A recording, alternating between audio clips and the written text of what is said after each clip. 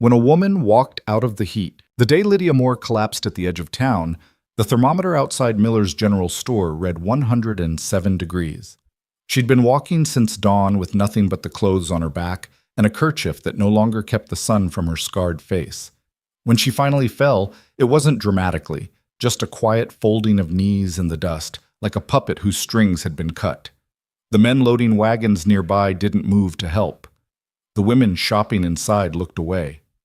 In a town where reputation meant survival, a woman marked by fire and poverty had neither. If you're watching from somewhere cool tonight, drop your city in the comments below.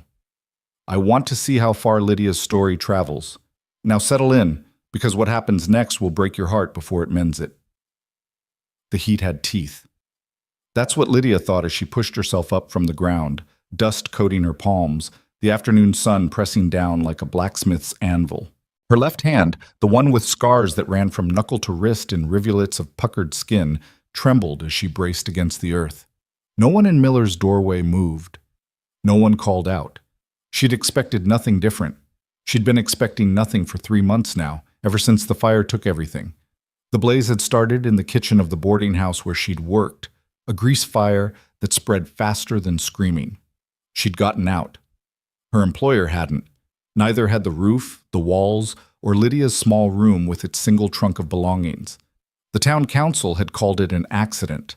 The landlord had called it negligence. Either way, Lydia had walked away with burns on her hands, soot in her lungs, and a reputation that followed her like smoke. No one hired a woman who brought fire. She'd tried. Knocked on every door in Salton, then the next town, then the one after that. Took what work she could, laundry by the river, mending in back rooms, once 3 days mucking stables for a man who'd paid her in bread and told her not to come back. The coins ran out. The bread ran out. And when the last boarding house turned her away because of the whispers that preceded her, Lydia had started walking. She didn't know the name of this town. Didn't matter. They were all the same, wood and dust and people who'd already decided what she was worth. Nothing. The sun hammered down as she stood, swaying.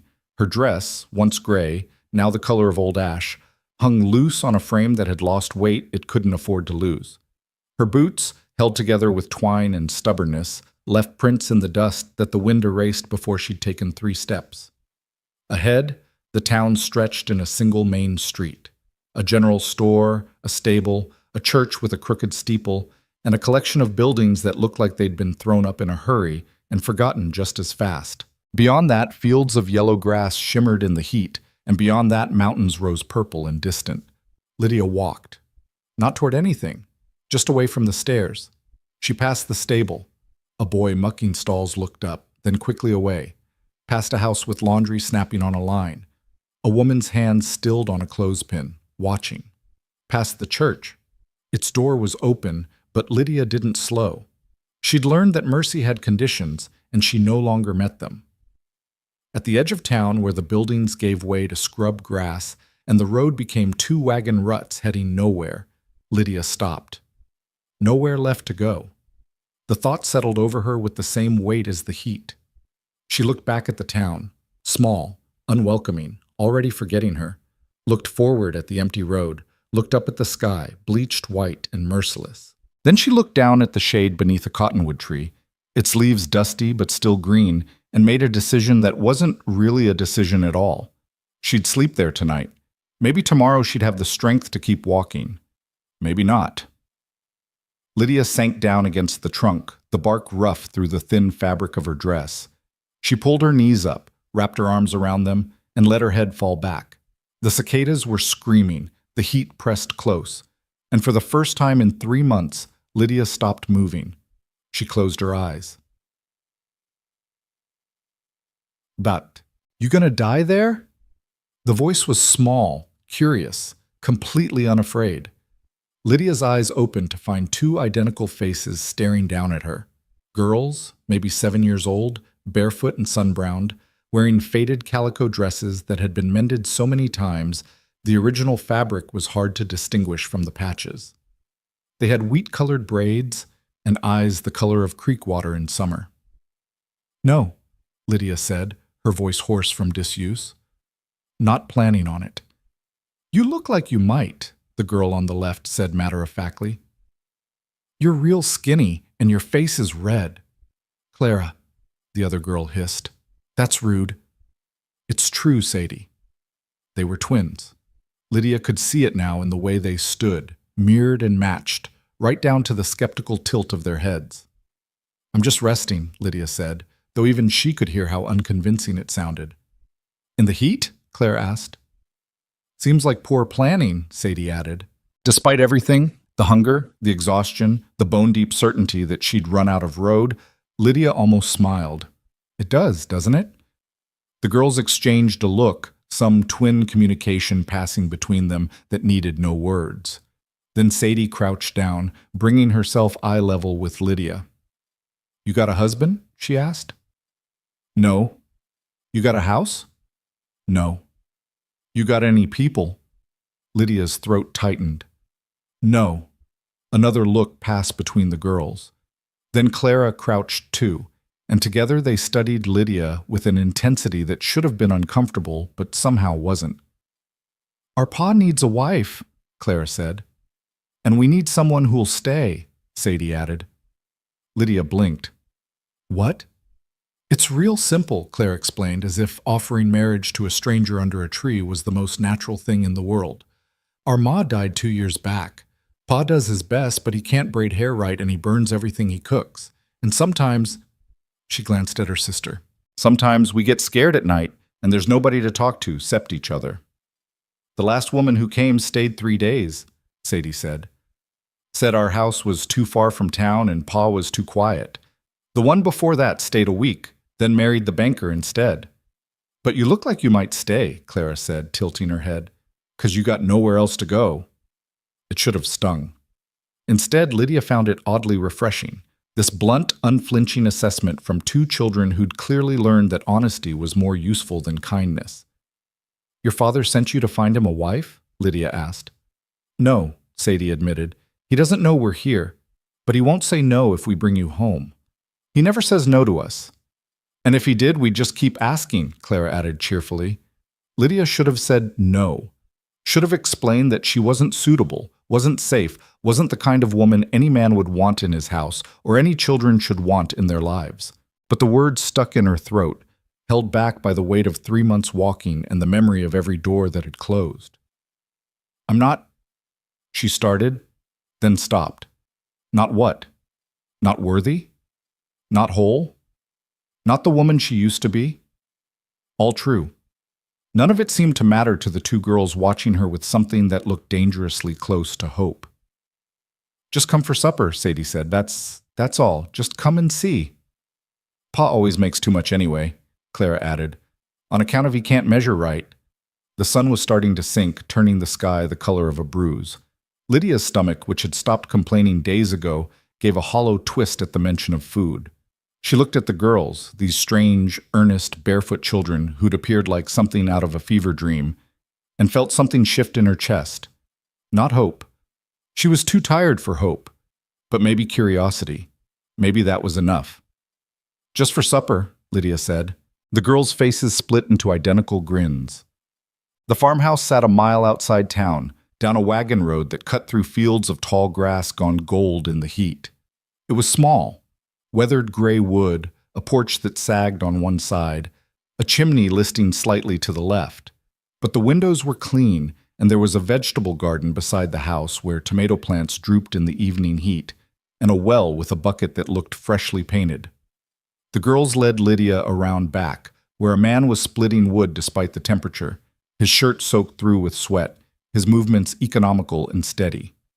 He didn't hear them approach over the sound of the axe, and for a moment Lydia just watched him work, tall and lean, dark hair curling at his collar, forearms corded with muscle that came from labor, not leisure. Pa! Clara called.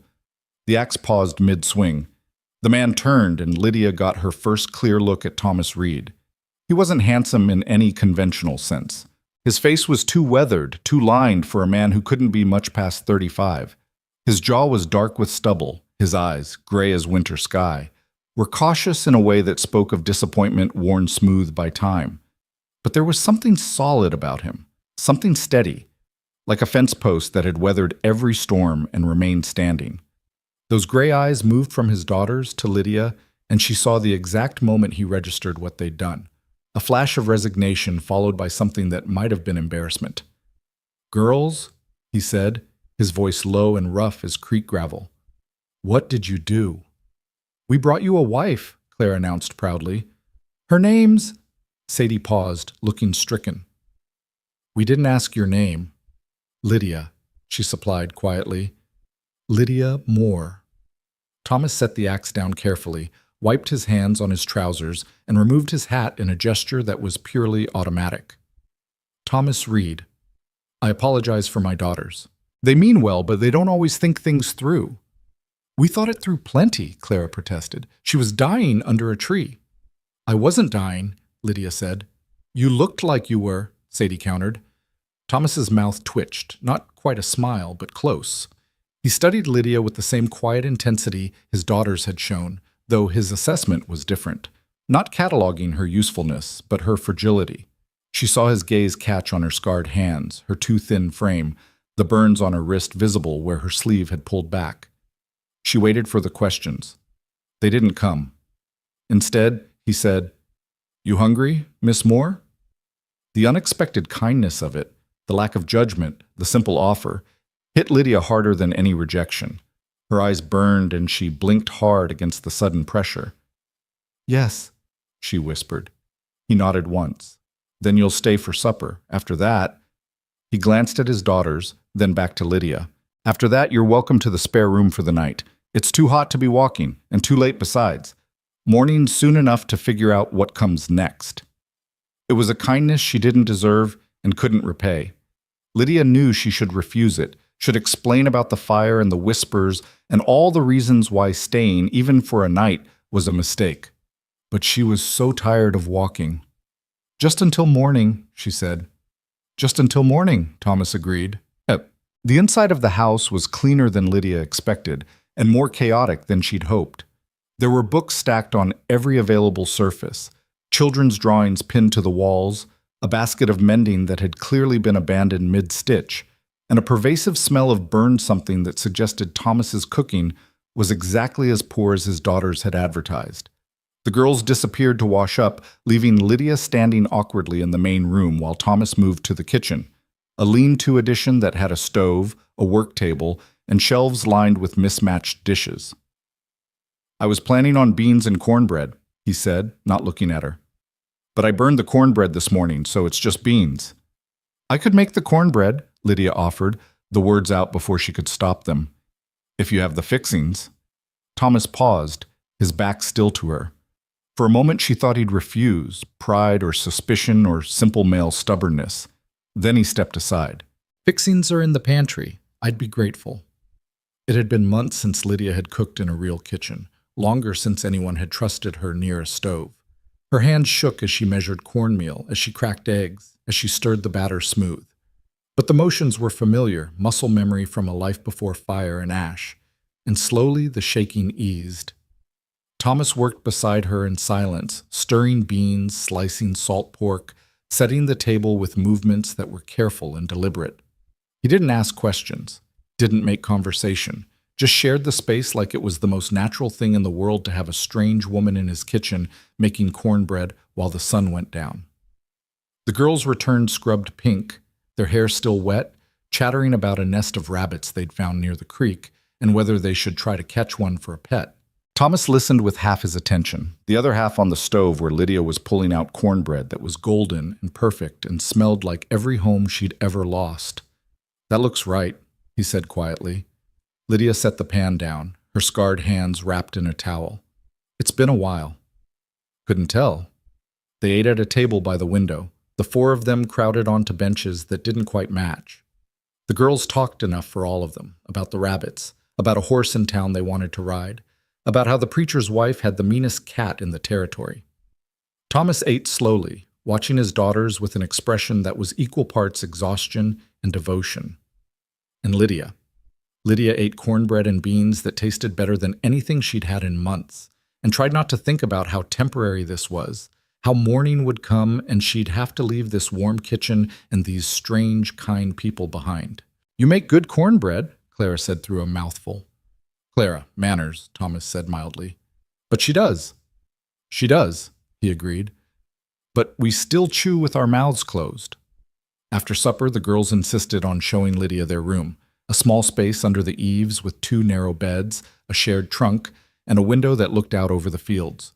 They showed her their treasures: a bird's nest, a collection of pretty rocks, a doll made from corn husks that had seen better days. "Ma made that," Sadie said, touching the doll's yarn hair, "before she got sick." "She was real good at making things," Clara added. "Pa says we got her hands." Lydia looked at their small, capable hands and thought of the woman who'd shaped them, who'd lived in this house and loved these children and left a hole that 2 little girls were trying to fill with rabbits and rocks and strange women found under trees. "I'm sure you did," she said softly. When the girls were finally settled, after 3 glasses of water, 2 more stories, and 1 lengthy negotiation about whether the window should be open or closed, Lydia retreated downstairs to find Thomas on the porch, sitting on the steps with a cup of coffee and the kind of stillness that came from bone-deep fatigue. He looked up when she appeared but didn't speak. Lydia sat down on the opposite end of the step, leaving space between them. The night had brought some relief from the heat, though the air was still thick and close. Crickets sang in the grass. Somewhere distant, a coyote called. "They're good girls," Lydia said. "They are." Thomas took a sip of coffee. "Too smart for their own good sometimes, but good. They miss their mother. Every day." He stared out at the dark fields. "She died in winter. Pneumonia. Lasted 3 weeks, and there wasn't a damn thing I could do but watch." The rawness in his voice was unexpected, unguarded. Lydia recognized it. That particular helplessness that came from loving someone and losing them anyway. "I'm sorry," she said. "Me too." He was quiet for a moment, then, "The girls, they've been trying to find me a wife for 6 months now. Brought home the school teacher, the minister's daughter, a woman passing through on the stage. None of them stayed." "Because of the house?" "Because of me." He said it matter-of-factly, without self-pity. "I'm not much for talking, and I don't know how to be anything other than what I am. The girls think that's fine, but most women want more." "What do you want?" Thomas looked at her then, really looked, and Lydia felt exposed under that steady gray gaze. "Someone who won't leave," he said finally. "Someone who'll stay when things get hard, when the crops fail or the girls get sick or the loneliness gets so big it's hard to breathe. Someone real." The honesty of it was staggering. Lydia's chest tightened. "I can't be that," she said. "I can't be anyone's answer. She held up her scarred hands. "I'm broken. I bring bad luck. There was a fire and people died, and everywhere I go, people know. They look at me and see ash." "I see someone who makes good cornbread," Thomas said, "and someone my girls trust, which doesn't come easy, and someone who's tired of walking. That's not enough to build a life on." "Maybe not." He turned back to the fields. "But it's enough for 1 more day. Stay through tomorrow. Help with the girls, have some real meals, sleep in a real bed. Day after that, we'll see." It was the same offer as before, just until morning, just 1 more day, and Lydia knew it was a trap, the kind built from kindness instead of malice. Every day would lead to another until she forgot how to leave, but she was so tired of walking. "1 more day," she whispered. Thomas nodded and said nothing more. The spare room was small but clean, with a bed that had a real mattress and sheets that smelled like sun and soap. Lydia lay awake for a long time, listening to the house settle, to Thomas's footsteps as he checked the girls one last time, to the silence that followed when he finally went to his own room. She thought about leaving, thought about slipping out before dawn, before the girls woke up, before she could do any more damage to people who'd shown her nothing but unearned kindness. But when morning came, hot and bright and merciless, Lydia found herself in the kitchen instead, making coffee the way Thomas liked it, strong and black, and frying eggs that the girls ate with enthusiasm while their father watched with something that might have been relief or might have been hope. And when he asked, casual as anything, if she might stay another day, Lydia said yes, just one more day. That's what she told herself as she mended the girls' dresses, as she weeded the vegetable garden, as she learned that Thomas took his coffee with 2 spoons of sugar, even though he claimed to like it black, that Clara was left-handed and Sadie had nightmares about storms, that the chickens had names and distinct personalities according to the twins. One more day turned into 3, then 5, then a week, and Lydia stopped counting. The town noticed, of course. Small towns always noticed when something changed, when the pattern broke, when a woman who'd arrived with nothing started being seen at the general store with Thomas Reed's daughters, buying flour and sugar and fabric for new dresses. The whispers started quietly. Speculation about what exactly Lydia Moore was doing out at the Reed place, whether Thomas had finally found himself a wife or just hired help, whether it was proper for an unmarried woman to be living under a widower's roof even if there were children present. Lydia heard the whispers, ignored them. She'd heard worse, but the girls heard them too, and they didn't have Lydia's practice at pretending not to care. It was Sadie who came home crying first, a week and a half after Lydia had arrived. She wouldn't say what happened, just pressed her face into Lydia's apron and shook with silent sobs until Clara, always the braver one, explained that some boys in town had said their pa was living in sin and Lydia was a— "Don't repeat it," Lydia said sharply, Clara's jaw set. "But they said—" "It doesn't matter what they said." "It matters to us," Sadie whispered against Lydia's stomach. Lydia's hands, scarred and steady, stroked Sadie's hair, and she felt something shift inside her chest, some wall she'd built cracking under the pressure of 2 small girls who'd claimed her without permission and refused to let go. "Come here," she said, sitting down and pulling both girls close. "Listen to me. People are going to talk.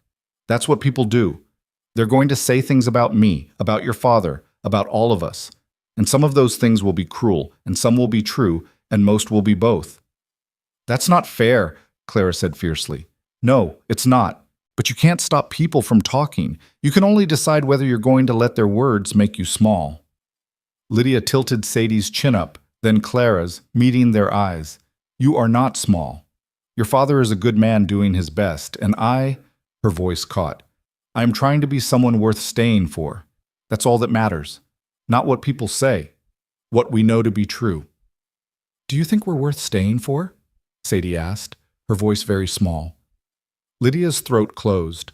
She pulled them tighter, these 2 fierce, fragile girls who'd found her under a tree and decided she belonged to them. "Yes," she whispered. "Yes, I do." That night, after the girls were asleep, Thomas found Lydia in the kitchen, scrubbing dishes with more force than necessary. He didn't ask what was wrong. He'd learned by now that Lydia would talk when she was ready or not at all. Instead, he picked up a towel and started drying, working in the comfortable silence they'd developed over the past week and a half. "The girls told me what happened in town," he said finally.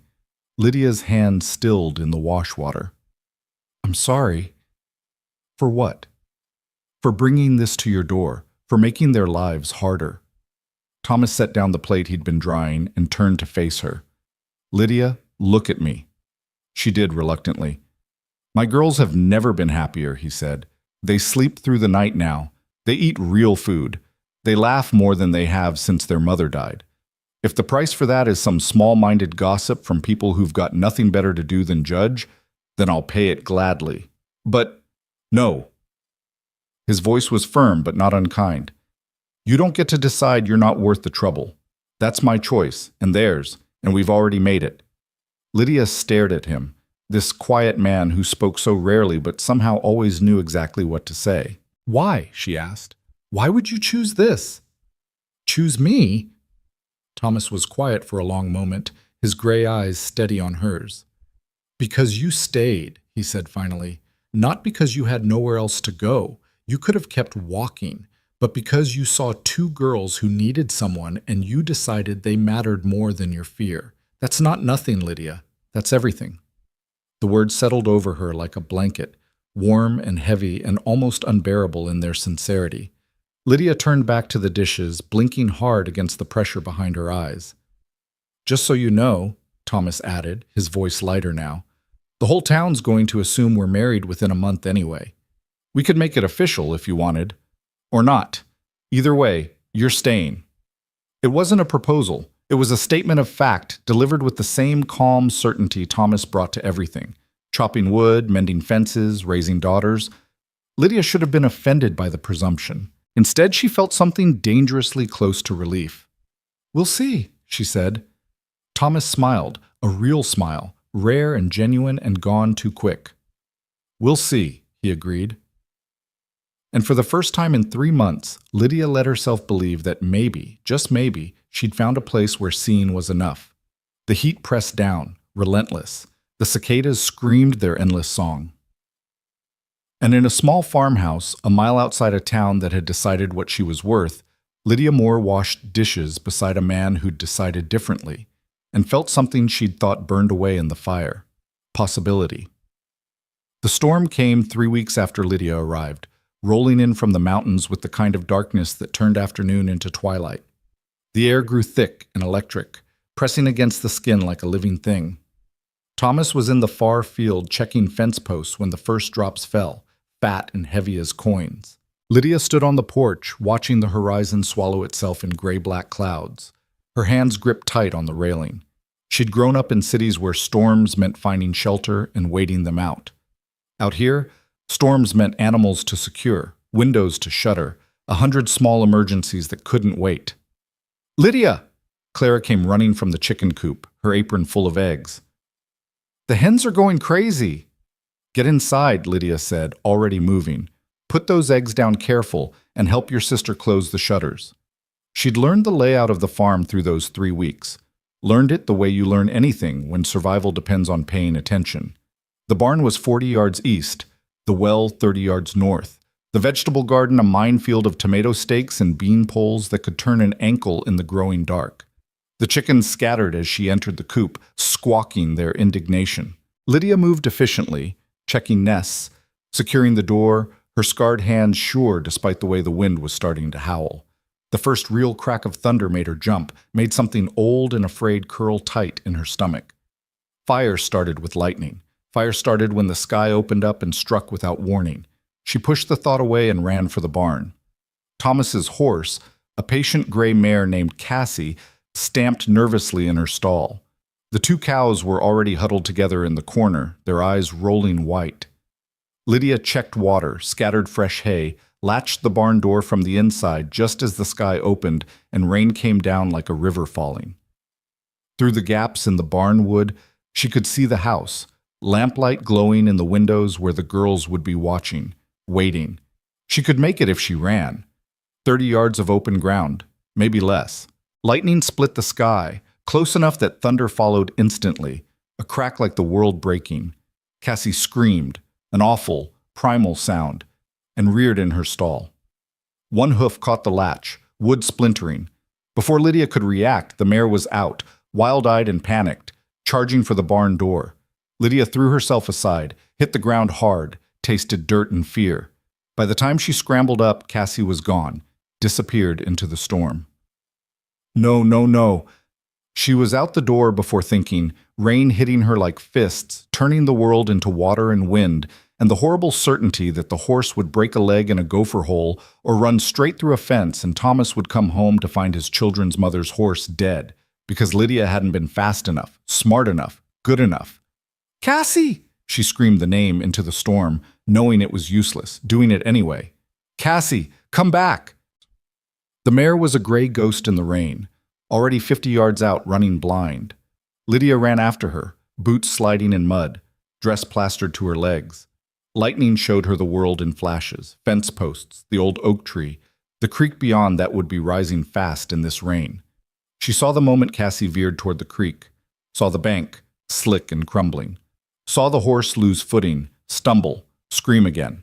Then Thomas was there, appearing out of the rain like something conjured, his hands catching Cassie's halter just before she went over the edge. He held on, boots digging into mud, muscles straining against a terrified animal that outweighed him by 700 pounds. "The rope!" he shouted over the storm. "Barn, get rope!" Lydia ran. Her lungs burned. Her hands shook as she grabbed the coil of rope from its peg, as she ran back through rain that blinded and wind that shoved. Thomas still had the mare, barely, his face set in lines of pure determination. She threw him the rope. He caught it one-handed, looped it through the halter, secured it with knots that held even as Cassie pulled and fought. Together, Thomas hauling on the rope, Lydia at the mare's shoulder, pushing, encouraging, refusing to let go, they got the horse back from the edge, back to solid ground, back to something like safety. Thomas didn't let go until they had Cassie in the barn, the door secured behind them. Then he sagged against the wall, chest heaving, soaked through and shaking. "You shouldn't have run out," he said when he could speak. "Could have been killed." "So could you," Lydia shot back. "She's my horse. My responsibility." "She got out on my watch," Lydia's voice cracked. "If something had happened to her, but it didn't." Thomas pushed off the wall, closed the distance between them. Rain dripped from his hair, his jaw. His eyes were storm gray and fierce. "Lydia, listen to me. Horses spook. Storms happen. You did everything right." "I let her get past me." "You came after her. You helped me bring her back. That's what matters." His hands came up like he might touch her shoulders, then dropped. "You're not responsible for every bad thing that might happen. You're allowed to just be here, to be human." The words hit something deep in Lydia's chest, some place that had been braced for blame for so long, it didn't know how to stand any other way. She looked at Thomas through the rain still dripping down her face and felt something break. "I don't know how," she whispered. Thomas's expression softened. "Then we'll figure it out. Both of us. Together." Thunder rolled overhead, closer now. The barn door rattled in the wind. And standing in the half-dark with rain drumming on the roof and a terrified horse settling behind them, Lydia felt the first real crack in the wall she'd built around herself. She nodded, not trusting her voice. They stood there until the worst of the storm passed, until the rain became steady instead of violent, until Cassie stopped trembling and started nosing at hay like nothing had happened. Then they ran for the house together, splashing through puddles, arriving breathless and soaked on the porch where two small worried faces pressed against the window. The girls threw the door open before Thomas could reach for the handle. "We saw from upstairs," Clara said, her voice high with fear turned to relief. "We saw Cassie run and Pa chase her and we thought you both might die," Sadie finished, tears streaming. "Don't do that again. Don't ever do that again." Thomas knelt down, pulling both girls into a wet embrace that soaked their nightgowns. "We're fine. Everyone's fine. The horse is safe, the barn is secure, and the only casualty is our dignity." "And probably my boots," Lydia added, looking down at the mud-caked leather. "I think they're done for." Clara hiccuped a laugh. Sadie scrubbed at her eyes, and just like that, the crisis shifted into something manageable, something that could be survived with dry clothes and hot coffee, and the simple fact of everyone being together under one roof while the storm raged outside. Lydia changed into a spare dress the girls had altered to fit her, their mother's dress, though no one said it out loud. It was blue calico, faded soft from washing, and it fit better than anything Lydia had worn in months. She braided her wet hair and came downstairs to find Thomas building up the fire, the girls wrapped in quilts on the floor nearby. "Coffee's on," he said without looking up. "Figured we could all use it." They sat together in the lamplight, listening to rain on the roof, watching shadows dance on the walls. The girls eventually dozed off, Sadie's head on Clara's shoulder, both of them breathing slow and easy. Thomas carried them up to bed one at a time, his footsteps quiet on the stairs. When he came back down, Lydia had poured 2 cups of coffee and was standing by the window watching the storm. Lightning still flickered on the horizon, but the worst had passed. "Thank you," Thomas said, accepting the coffee. "For going after her, for not giving up. I couldn't just let her go. Most people would have stayed in the barn, stayed safe." Lydia turned to face him. "Is that what you think of me, that I'd choose safe?" Thomas studied her over the rim of his cup. "No," he said finally. "I think you're the kind of person who runs toward trouble if someone needs help. I think that's what got you burned, and I think it's also what makes you unable to walk past 2 girls who need a mother." The words settled between them, honest and uncomfortable. Lydia looked down at her scarred hands wrapped around the warm cup. "The fire," she said quietly. "You never asked about it. Figured you'd tell me if you wanted to." "I was working in a boarding house kitchen. Grease fire started, spread faster than anyone expected. The owner, Mrs. Brennan, she was upstairs when it happened. Everyone was screaming, running, getting out. Lydia's voice went flat, distant. But I could hear her calling for help, and I went back in. Thomas didn't speak, just listened with that steady attention he gave everything. Found her in her bedroom, overcome by smoke.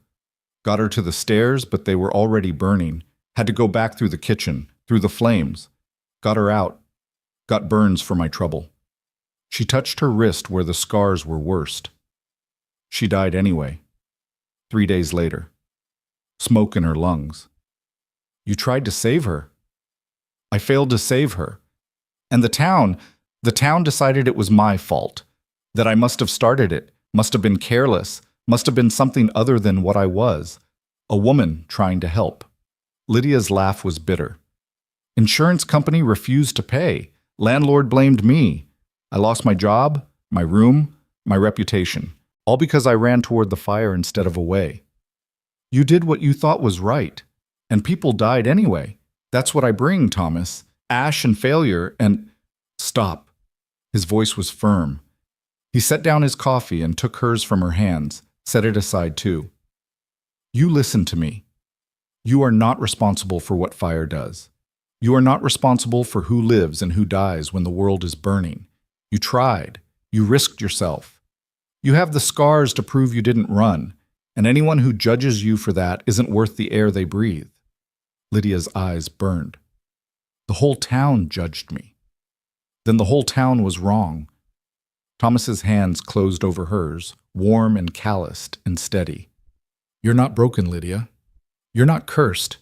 You're just someone who's been hurt and blamed and told to believe it was deserved. But I've watched you these past 3 weeks.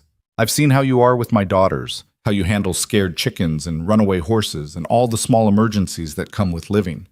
And what I see is someone strong enough to stay when staying is hard. That's not broken. That's brave. The tears came then, hot and fast, the kind Lydia had been holding back for months. Thomas pulled her in, let her cry against his shoulder, his arms steady around her while the storm outside finally broke and rain became gentle instead of punishing. I'm scared, she whispered against his wet shirt. I'm scared I'll fail you. Fail them. We all fail sometimes, Thomas said into her hair. That's just being human. But you don't fail by trying. You only fail by walking away. And you haven't walked away yet. I want to stay, Lydia admitted, the words torn from somewhere deep. I want this to be real, but I don't know if I'm strong enough. Thomas pulled back just enough to meet her eyes, his hands framing her face with unexpected gentleness. You ran into a burning building to save someone. You walked 3 months with nothing but hope worn down to threads. You took on 2 grieving girls and a widower who burns cornbread, and you made this house feel like a home again. His thumb brushed away a tear. Lydia, you're the strongest person I know. You just don't see it yet. She wanted to believe him, wanted it so badly it hurt. What if the town doesn't accept it, she asked. What if they never let me forget? Then we'll deal with it, together. Thomas's voice was steady as stone. But I'm not letting you go because some people can't see past their own small-mindedness. Neither are my girls. You're ours now, if you want to be. The question is, do you want to be? It was the same question he'd asked that first night, dressed differently. Stay or go. Choose or walk away. Be brave enough to believe in possibility or keep running from ash. Outside, the rain slowed to a whisper. Inside, the fire crackled warm. And Lydia, standing in a borrowed dress in a house that had somehow become home, held by a man who saw her scars and called her strong, made her choice. Yes, she said, I want to stay. Thomas's smile was slow and sure and warm as summer. Then stay. He kissed her forehead, simple and chaste, a promise instead of a demand. Then he stepped back, giving her space, giving her choice, giving her every reason to believe this might actually work. Get some sleep, he said. Storm's mostly past. Morning comes early. Lydia nodded, not trusting her voice. She went upstairs to the small room that had become hers, changed into a nightgown the girls had helped her sew, and lay down in a bed that no longer felt temporary. Sleep came easier than it had in months. When morning arrived with weak sunshine and the smell of wet earth, Lydia came downstairs to find Thomas already making coffee, badly, and the girls setting the table with more enthusiasm than accuracy.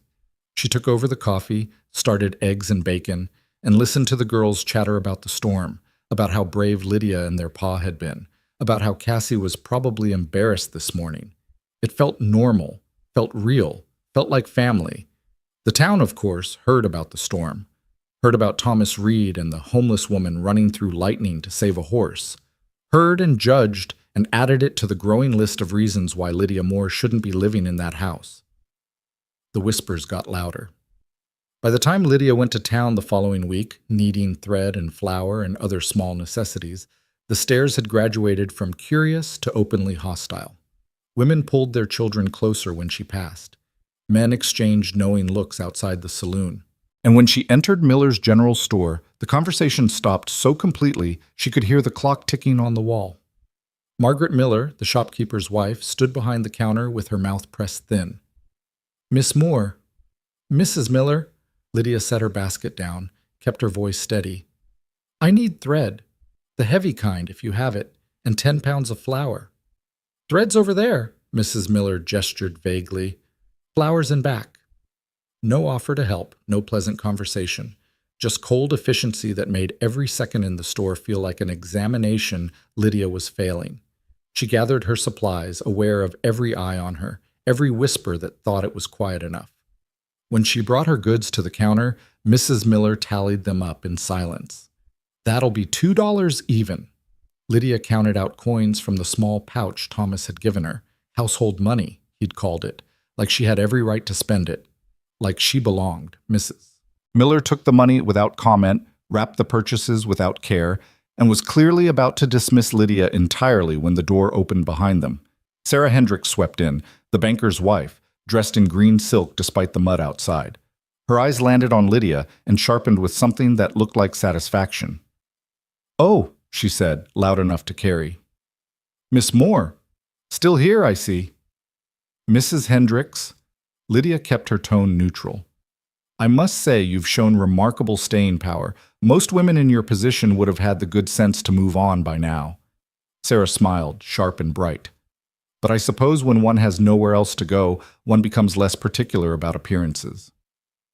The shop went very quiet. Lydia felt every eye on her, waiting to see how she'd respond, waiting to see if she'd crumble or fight or give them the scandal they were clearly hoping for. She thought about Thomas's hand steadying hers in the storm, thought about Clara and Sadie asleep in their beds, trusting her to be there when they woke, thought about 3 weeks of proving, to herself more than anyone, that she could stay, could build, could be more than the ash people saw when they looked at her. "You're right, Mrs. Hendricks," Lydia said quietly. "I don't have anywhere else to go. But I'm also not going anywhere. Thomas Reed offered me a place in his home, and his daughters want me there, and I've decided that their opinion matters more than yours." Sarah's smile faltered. "The scandal is only a scandal if you make it one. I'm helping raise 2 motherless girls and keeping house for a good man. If you see sin in that, perhaps you should examine your own conscience instead of mine." The words came out calmer than Lydia felt, firm without being aggressive. She picked up her parcels, met Sarah's eyes steadily, and waited. Sarah opened her mouth, closed it, then turned on her heel and left in a rustle of expensive skirts. The shop stayed silent for 3 heartbeats. Then Mrs. Miller, surprising them both, let out a short laugh. "Well," she said, "that's been a long time coming." Lydia blinked. What?" "Sarah Hendricks has been running this town with her opinions for 5 years. High time someone told her where she could put them." Mrs. Miller's expression was still reserved, still cautious, but something had softened around the edges. "You need anything else, Miss Moore?" "No, thank you. This is plenty." "Then you have a good day, and—" Mrs. Miller hesitated, then pushed a small paper sack across the counter. "Peppermint sticks, for the Reed girls. No charge." It was a small kindness, barely a kindness at all. But it was the first crack in the town's solid wall of judgment, and Lydia took it like the gift it was. "Thank you," she said, meaning it. She walked home through mud and sunshine, her parcels balanced in her arms, the peppermint stick safe in her pocket. And when she arrived to find the girls waiting on the porch, eager and worried and relieved all at once, she handed them the candy and watched their faces light up. "You came back," Sadie said, like she'd been afraid Lydia wouldn't. "Of course I came back," Lydia said. "This is home." Clara threw her arms around Lydia's waist, peppermint stick and all. "You told them, didn't you? Told them you're staying?" "I did." "Good," Clara said fiercely, "because you're ours, and they can't have you back." Later, after the girls had gone to bed full of peppermint and stories, Lydia told Thomas about the encounter in town. He listened without interruption, his expression unreadable in the lamplight. "You stood up to Sarah Hendricks," he said when she finished. "I did. That took courage. Or foolishness. I may have just made everything harder." Thomas shook his head. "You drew a line, told the truth. There's nothing foolish about that." He was quiet for a moment, then, "This is going to get worse before it gets better. The talk, the judgment. They're going to push to see if you'll break." "I know." "And you're still staying?" Lydia met his eyes, steady and sure. "I'm still staying." Something in Thomas's expression shifted, some last wariness giving way to something that looked like trust. "Then we'll face it together. Whatever comes." "Whatever comes," Lydia agreed. And in the warm kitchen of a farmhouse that had weathered storms both literal and otherwise, Lydia Moore felt something she hadn't felt since before the fire. Certainty. Not that everything would be easy, not that the town would accept her, or the whispers would stop, or the judgment would fade overnight. But certainty that she'd chosen right, that staying was worth whatever came next. That home wasn't a place you found, it was a choice you made, day after day, storm after storm, until the choosing became as natural as breathing. She was home. Finally, impossibly, home. And this time, she wasn't leaving. The trouble arrived on a Tuesday in the form of 3 men on horseback, their faces grim beneath hat brims, their purpose written in the set of their shoulders. Thomas was in the north field when they came, which meant Lydia was alone with the girls when the riders stopped at the gate and dismounted without invitation. She recognized 2 of them, Ezra Hendricks, the banker and Sarah's husband, and Marshall Pike, a man whose badge seemed to give him license to enforce opinions as readily as laws. The third was unfamiliar, older, with the kind of face that suggested he'd never smiled and didn't plan to start. Lydia stood on the porch, her hand steady on the railing despite the way her heart hammered. Behind her, she could hear the girls go quiet, their play abandoned. "Miss Moore," Ezra Hendricks said, not bothering with pleasantries. "We need to speak with Thomas Reed. Is he available?" "He's working. Can I help you with something?" "This is a matter for the man of the house," the marshal said, his tone making it clear what he thought of Lydia's presence there. "Then you'll have to wait, because I'm not fetching him from the field for a conversation you haven't bothered to explain." Lydia kept her voice level, calm. "State your business or come back another time." The older man stepped forward, his eyes cold. "I'm Henry Dalton. I own the land adjacent to this property. Your arrangement here is causing concern among the community's decent families." "My arrangement," Lydia repeated carefully, "is that I keep house and help raise Mr. Reed's daughters. I fail to see how that concerns you or anyone else." "Don't play coy, woman. You're living in sin under this roof, and it's a disgrace to every God-fearing person in this territory." The words hit like a slap, but Lydia had been slapped before. With words, with judgment, with fire. She'd learned to stand through worse. "I have my own room. The girls are properly chaperoned. Mr. Reed has shown me nothing but respect, and I've done nothing to warrant your accusation or your presence on his property." "The appearance of impropriety is enough," the marshal said. "There are laws about public morality, Miss Moore, and there are ways to enforce them." It was a threat, thinly veiled. Lydia felt ice slide down her spine. Before she could respond, Clara pushed past her onto the porch, her small face set in lines of pure fury. "You leave her alone. She didn't do anything wrong." "Clara, inside," Lydia said quietly. "No, they're being mean, and you didn't do anything." "Inside, now. Take your sister." The command in Lydia's voice was something the girls had never heard before, sharp enough that Clara obeyed without argument, though her eyes blazed. Sadie followed, throwing one frightened look over her shoulder before disappearing into the house. Lydia waited until she heard the door close before speaking again. "You've made your point, gentlemen. Now I'll make mine. I'm not leaving. Not because you disapprove, not because you've decided my presence here offends your sensibilities, not for any reason short of Thomas Reed asking me to go.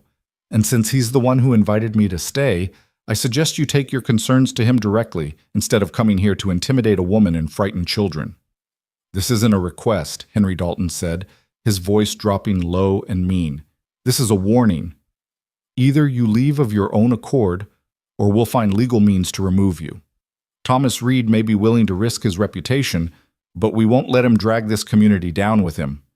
"And what legal means would those be?" The new voice came from behind the men, cold and sharp. Thomas stood at the fence line, his work shirt dark with sweat, his expression harder than Lydia had ever seen it. "Last I checked, a man's allowed to hire help on his own property, or have the laws changed without my knowing." The three men turned. Ezra had the grace to look uncomfortable. The marshal simply looked annoyed. Henry Dalton's expression didn't change at all. "Thomas," Ezra said, his banker's voice smooth, "we're simply expressing community concern. Surely you understand how this looks. An unmarried woman living in your home. She's helping raise my daughters and keeping my household running. What part of that requires your approval?" "The part where decent people question what else might be happening under your roof," Henry said bluntly. Thomas's jaw tightened.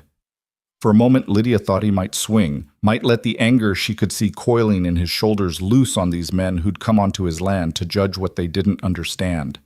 Instead, he smiled, thin and cold and utterly without humor. "My household is none of your business, Dalton. Neither is who I allow in my home or how I choose to live my life. You want to talk morality? Let's talk about how you bought the Henderson farm for half its value when drought drove them out. Or how Ezra's bank forecloses on struggling families while charging interest that would make a loan shark blush. You want to question my character? You'd best make sure yours stands up to the same scrutiny." "Now see here," Ezra started. "No, you see here." Thomas's voice was quiet but carried like thunder.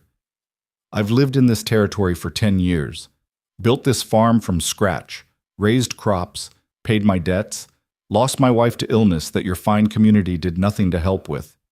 I've asked for nothing from any of you, and now you come to my land, threaten someone under my protection, and dare to speak of morality?" "The law," the marshal began. "The law says a man can hire who he pleases, says nothing about needing permission from busybodies with too much time and too little sense." Thomas stepped closer to the fence, his eyes hard on each man in turn. "Here's what's going to happen. You're going to get on your horses. You're going to leave my property, and you're going to remember that whatever happens in my home is between me and mine. The next time you have concerns about my household, you can keep them to yourselves." "This isn't over," Henry said, his voice tight with anger. "It is until you have actual grounds to be here instead of gossip and spite." Thomas held his gaze until the older man looked away. "Now get off my land." For a long moment, no one moved.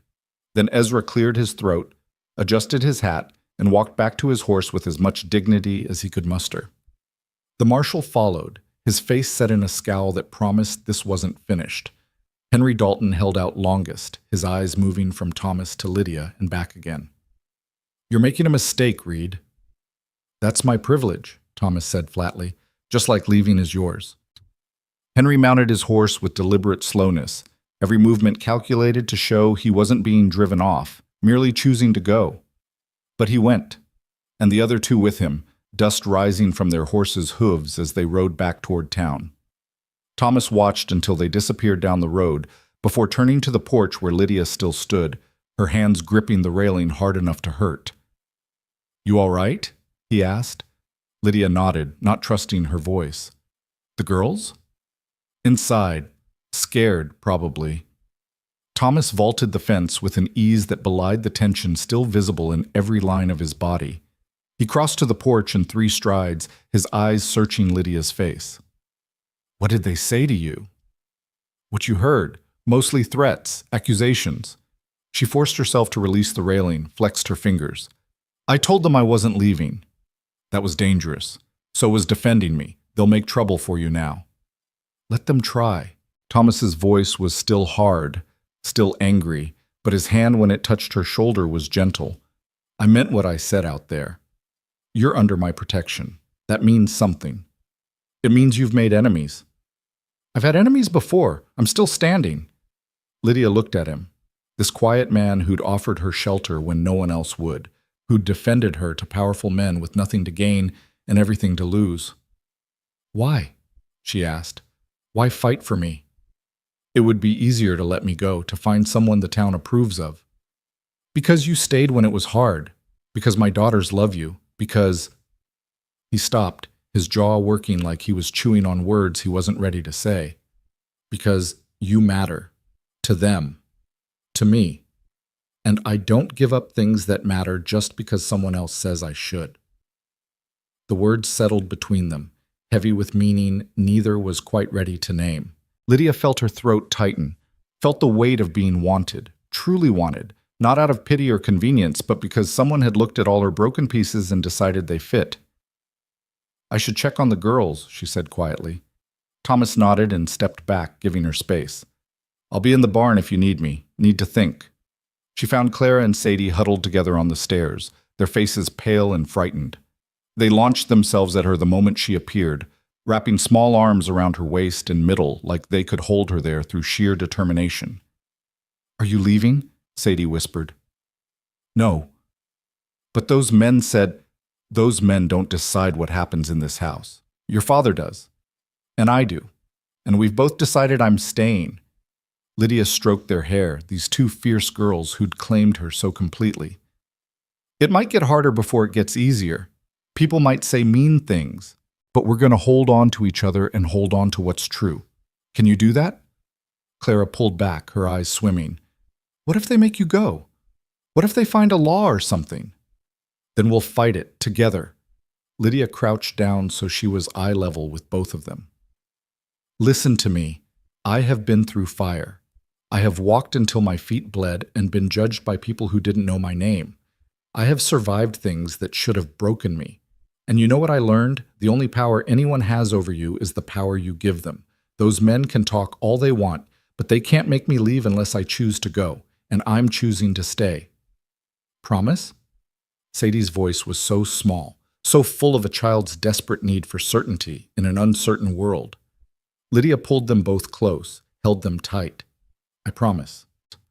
That night, after the girls were in bed and the house was quiet, Lydia found Thomas on the porch again, this time whittling a piece of wood with focused intensity. He didn't look up when she sat beside him, just kept his knife moving in smooth, practiced strokes. What are you making? She asked. Don't know yet. Just need my hands busy. They sat in silence while cicadas sang and the sky turned from blue to purple to black. Stars came out one by one, hard and bright in the summer heat. They're going to come back, Thomas said finally. Not tomorrow, maybe, but soon, with more pressure, more threats. Men like Dalton don't give up when they think they're right. I know. Could get ugly, could threaten the farm, my custody of the girls, everything I've built. I know that too. Thomas set down the wooden knife, turned to face her. Then you understand why I'm about to ask you something that's going to sound crazy. Lydia's heart kicked hard against her ribs. What? Marry me. The words hung in the night air, simple and impossible all at once.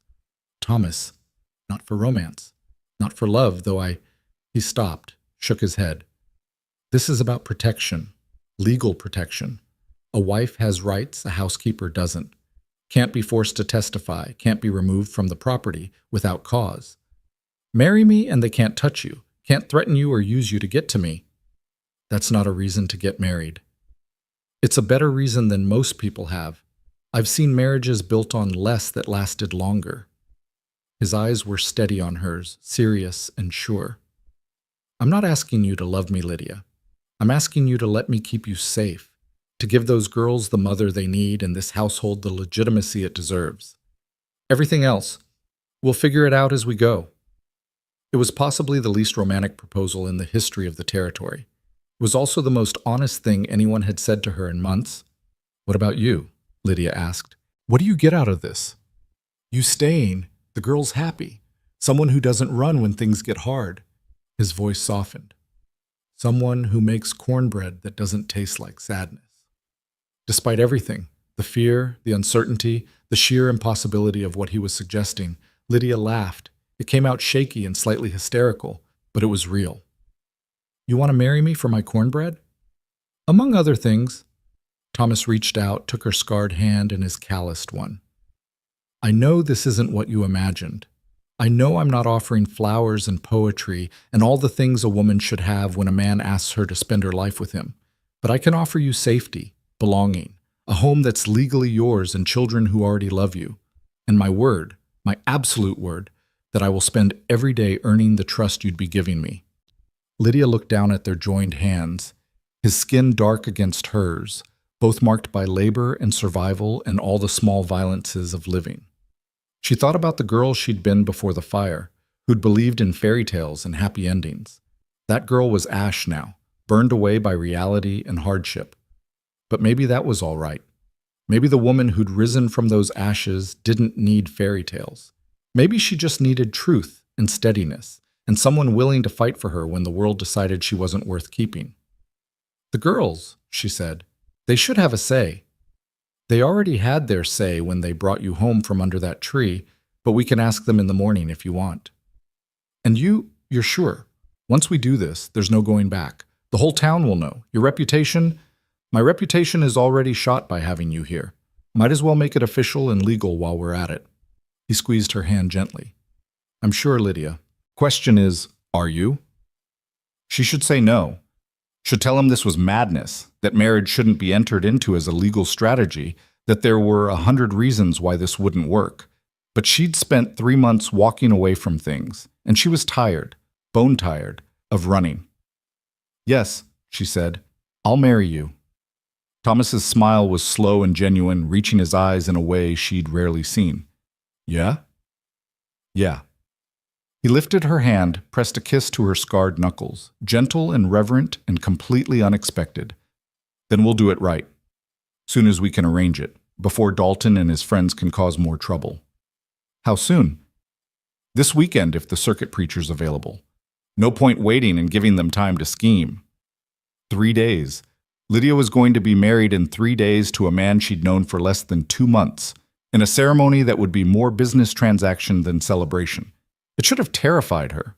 Instead, she felt something like relief. We should tell the girls in the morning, she said. We should. Thomas stood, pulled her up with him. Try to sleep. Tomorrow's going to be busy. But sleep didn't come easy. Lydia lay in her small room staring at the ceiling, listening to the house breathe around her. In 3 days, she'd be Lydia Reed, would have a legal right to the girls she already loved, to the home she'd already claimed, to the man who'd offered her safety when nowhere else would. It wasn't the life she'd imagined. It was better, stranger and harder and more real than any fantasy she'd constructed in younger, more innocent days. Morning came bright and hot, the kind of heat that promised to build all day. The girls were already up when Lydia came downstairs, helping their father make a catastrophic mess of breakfast. Eggs burned on the stove, coffee boiled over, and someone had apparently tried to make pancakes that now resembled leather. We thought we'd surprise you, Clara said, looking at the disaster with dismay. You certainly did that, Lydia said, moving to salvage what she could. How about you two set the table while I fix this? They obeyed with relief, chattering to each other while Lydia scraped burned eggs into the slop bucket and started fresh. Thomas leaned against the doorframe watching, his expression soft in the morning light. When they were all seated with food that was actually edible, Thomas cleared his throat. Girls, Lydia and I need to talk to you about something. 2 pairs of eyes went wide. Are you leaving? Sadie asked Lydia, fear immediate and sharp. No, the opposite, actually. Lydia reached across the table, took each small hand in hers. Your father asked me to marry him, and I said yes. For a moment there was perfect silence. Then Clara's face split into a grin so wide it looked painful, and Sadie burst into tears, happy ones, from the way she was laughing while crying. Really? Clara demanded. You're going to be our real ma? If you'll have me. Yes! Both girls launched themselves from their seats, scrambling around the table to throw their arms around Lydia. Yes, yes, yes! Thomas watched them with an expression that was equal parts relief and something deeper, something that looked like contentment. "We're thinking this weekend. Quick ceremony. Just us and whoever needs to be there to make it legal." "Can we have new dresses?" Clara asked, practical even in her excitement. "We'll see what we can manage." "And cake?" "Ma always said weddings needed cake." "We'll make sure there's cake," Lydia promised, her throat tight. The girls peppered them with questions through the rest of breakfast. What would they wear? Where would they have the ceremony? Could they invite anyone? Would Lydia move into Pa's room, or would Pa move into hers? What should they call her now? Thomas fielded most of it with patience, though Lydia caught him looking at her more than once with something that might have been wonder, or might have been gratitude, or might have been both. After breakfast, while Thomas went to town to make arrangements with the preacher, Lydia took the girls out to the garden. They worked in companionable silence for a while, weeding and watering before Sadie spoke up. "Are you scared?" she asked. Lydia sat back on her heels, considered the question. "A little. Marriage is a big step. But you love Pa, right? And you love us?" Love. They'd never said the word out loud, any of them. It hung in the air now, unavoidable. "I do," Lydia said softly. "I do love you both. Very much. And your father—" She paused, trying to find words for something she hadn't fully named to herself.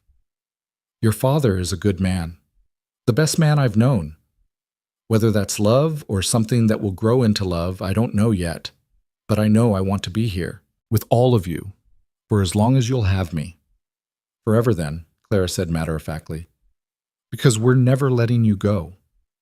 Sadie leaned against Lydia's shoulder, small and warm and trusting. "You're already ours anyway. The wedding just makes it official." Out of the mouths of children came truth so simple it hurt. Lydia pulled them both close, these girls who'd chosen her first, who'd looked at a broken woman under a tree and seen possibility instead of ash. "Yeah," she whispered. "It makes it official." Thomas returned from town in the afternoon with news that the circuit preacher could perform the ceremony on Saturday, 2 days away. He'd also brought fabric for the girls to make new dresses, though his choices were hilariously impractical. "Thomas, this is velvet," Lydia said, holding up a bolt of deep blue fabric. "In summer. In this heat." He looked genuinely confused. "But it's pretty." "It's also going to make them sweat through their undergarments in about 5 minutes. "Oh." He glanced at the other fabric, a yellow silk that would show every speck of dirt. "I might not be good at this." "You're terrible at this," Lydia agreed, but she was smiling. "Go back and get cotton, something light, and while you're there, pick up whatever you need for yourself. I assume you're not getting married in work clothes?" "I have a suit. Wore it to my first wedding. Still fits." The mention of his first wedding should have been awkward, should have reminded them both that this was his second chance and her first, and neither quite knew what they were doing. Instead, it just felt honest, like everything else between them. That night they sat up late making plans. Who to invite? Just a few neighbors, the ones who hadn't turned their backs. What food to prepare? Simple but good, nothing fancy. Where to hold it? The house, with the ceremony on the porch, if weather permitted. It was practical and unromantic and somehow exactly right. "No flowers," Lydia said. "Too expensive and they'll wilt in the heat anyway. The girls can pick wildflowers if they want, plenty growing by the creek. And I'll wear my good dress, the blue one. Your mother's dress." She told him one night about the blue dress, about how the girls had altered it to fit her, about how wearing it felt like being accepted into something she'd never quite believed she deserved. "Unless you'd rather I didn't, I'd rather you did," Thomas said firmly. She'd have wanted that. Wanted you to have it, to wear it, to be the mother her girls need. The word settled something in Lydia's chest, some last hesitation about whether she was replacing something irreplaceable or building something new. "Thank you." "For what?" "For making this feel right. For not making me feel like I'm taking something that wasn't mine to take." Thomas reached across the table, covered her hand with his. "You're not taking anything, Lydia. You're giving. Giving those girls a mother. Giving me a partner, giving this house life again. That's not replacement. That's grace. In 2 days, she would marry this man who spoke truth like breathing, who offered protection without asking for anything in return, who defended her to powerful men because he'd decided she mattered. In 2 days, she would become Lydia Reed, wife and mother and woman who'd stopped running. In 2 days, everything would change. Or maybe it already had, the moment she'd said yes to 2 barefoot girls under a cottonwood tree. Maybe the wedding was just making visible what had already become true through shared meals and storm-weathered nights and all the small choices that built a family from scattered pieces. "I should sleep," she said. "Big day coming." "Yeah." But Thomas didn't let go of her hand immediately. "Lydia, I know this isn't conventional. I know I'm asking you to take a leap on not much more than faith, but I promise you, I'll do everything I can to make this work, to make you glad you stayed." "I'm already glad," she said honestly. "The rest we'll figure out together."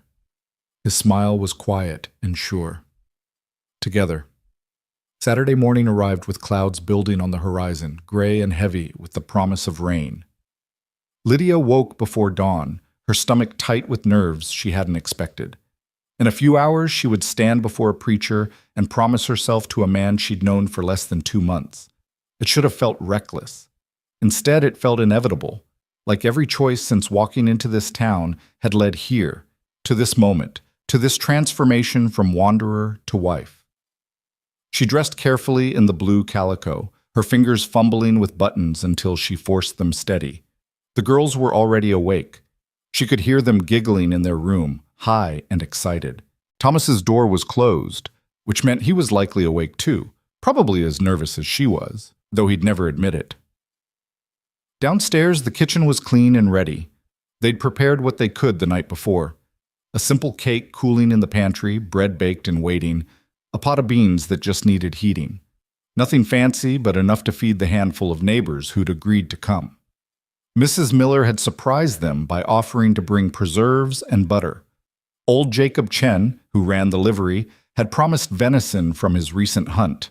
Small kindnesses from unexpected sources, proof that not everyone in town had decided Lydia was unworthy. She was making coffee when Thomas appeared, already dressed in his wedding suit. It was black wool, slightly moth-eaten at the cuffs, the jacket tight across shoulders that had broadened since his first marriage. But he'd shaved clean and combed his hair back with water, and there was something almost vulnerable in how carefully he'd prepared himself. "You look good," Lydia said. "You look better." His eyes moved over her, not with hunger but with something deeper, appreciation, maybe, or wonder that she was really here, really staying. "The dress suits you." The girls did a good job with the alterations. They did. He poured himself coffee, his movements careful, deliberate. "Sleep at all?" "Some. You?" "Not much." He leaned against the counter, cup warming his hands. "Kept thinking about what I'm promising you today. What you're giving up by saying yes." "I'm not giving up anything." "You're giving up the chance to find someone better. Someone who—" He stopped, jaw working. Lydia set down her own cup, crossed to him. "Thomas Reed, you listen to me. I have had months to find somewhere else to be, someone else to choose. I'm standing here in a wedding dress about to marry you because this is exactly where I want to be. Not because I have no other options, but because no other options matter.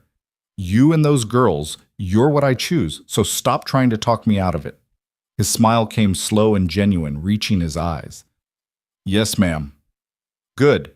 Now drink your coffee and help me figure out how to keep this cake from falling apart in the heat." The girls thundered downstairs moments later, wearing their new dresses, simple cotton in pale green that made their eyes bright and their sun-browned skin glow. They'd braided each other's hair and woven wildflowers through the plaits, black-eyed Susans and prairie clover, stems still wet from the creek. "We picked enough for you too," Sadie said, holding out a handful of flowers. Lydia knelt so they could weave the stems through her own braid, their small fingers gentle and sure. When they finished, she looked at Thomas and saw something shift in his expression, not desire exactly, but recognition, like he was seeing for the first time what they were about to become, a family, formal and legal and real. The neighbors started arriving around 10. Mrs. Miller first, bringing the promised preserves along with her husband, a quiet man who nodded to Thomas with something like respect. Jacob Chen came with the venison already roasted and still warm, his weathered face creasing in a smile when the girls greeted him with enthusiasm. A few others trickled in, farmers Thomas had helped during hard seasons, a widow who'd received firewood from him last winter, people who measured character by action instead of gossip. Sarah Hendricks and her husband were notably absent. So was Marshall Pike. So was Henry Dalton and most of the town's so-called respectable families. But the dozen or so people who came filled the house with warmth and well wishes, and that felt like more than enough. The circuit preacher arrived at 11, a thin man named Reverend Walsh, who'd been traveling these territories for 30 years and had seen every kind of wedding imaginable. He shook Thomas's hand, smiled at Lydia without judgment, and asked if they were ready. "As we'll ever be," Thomas said. They gathered on the porch as planned, the wedding party small and intimate. Thomas stood beside Lydia, the girls between them, their small hands clutching flowers. The assembled neighbors formed a semicircle, and Reverend Walsh opened his worn Bible with hands that shook slightly from age or perhaps just the weight of what he was witnessing. Two wounded people choosing to build something whole. "Dearly beloved," he began, his voice steady despite his trembling hands. "We are gathered here in the sight of this community to join together this man and this woman in holy matrimony. Marriage is not to be entered into lightly, but reverently, deliberately, and in accordance with the purposes for which it was instituted." The words washed over Lydia, familiar liturgy she'd heard at other weddings, promises made by people who'd known each other their whole lives, who'd courted properly and planned futures with certainty. This wasn't that. This was survival and choice, and two people deciding that together was better than alone. But when Reverend Walsh asked, "Thomas Reed, do you take this woman to be your lawfully wedded wife, to have and to hold from this day forward, for better, for worse, for richer, for poorer, in sickness and in health, to love and to cherish till death do you part?" Thomas's voice was clear and sure. "I do." The Reverend turned to Lydia. "Lydia Moore, do you take this man to be your lawfully wedded husband, to have and to hold from this day forward, for better, for worse, for richer, for poorer, in sickness and in health, to love and to cherish till death do you part?" Lydia looked at Thomas, at his gray eyes steady on hers, at the set of his jaw that said he meant every word of what he'd promised, at the life he was offering her with both hands. She thought about the woman she'd been walking into this town, hollow and certain of nothing. Thought about the woman she'd become in these few short weeks, stronger, steadier, sure of at least one thing. "I do," she said. Thomas produced a ring, simple gold, slightly worn, his first wife's ring, Lydia realized, and felt something tighten in her chest. He slid it onto her finger with hands that were almost steady. "I give you this ring as a symbol of my vow," he said, the traditional words.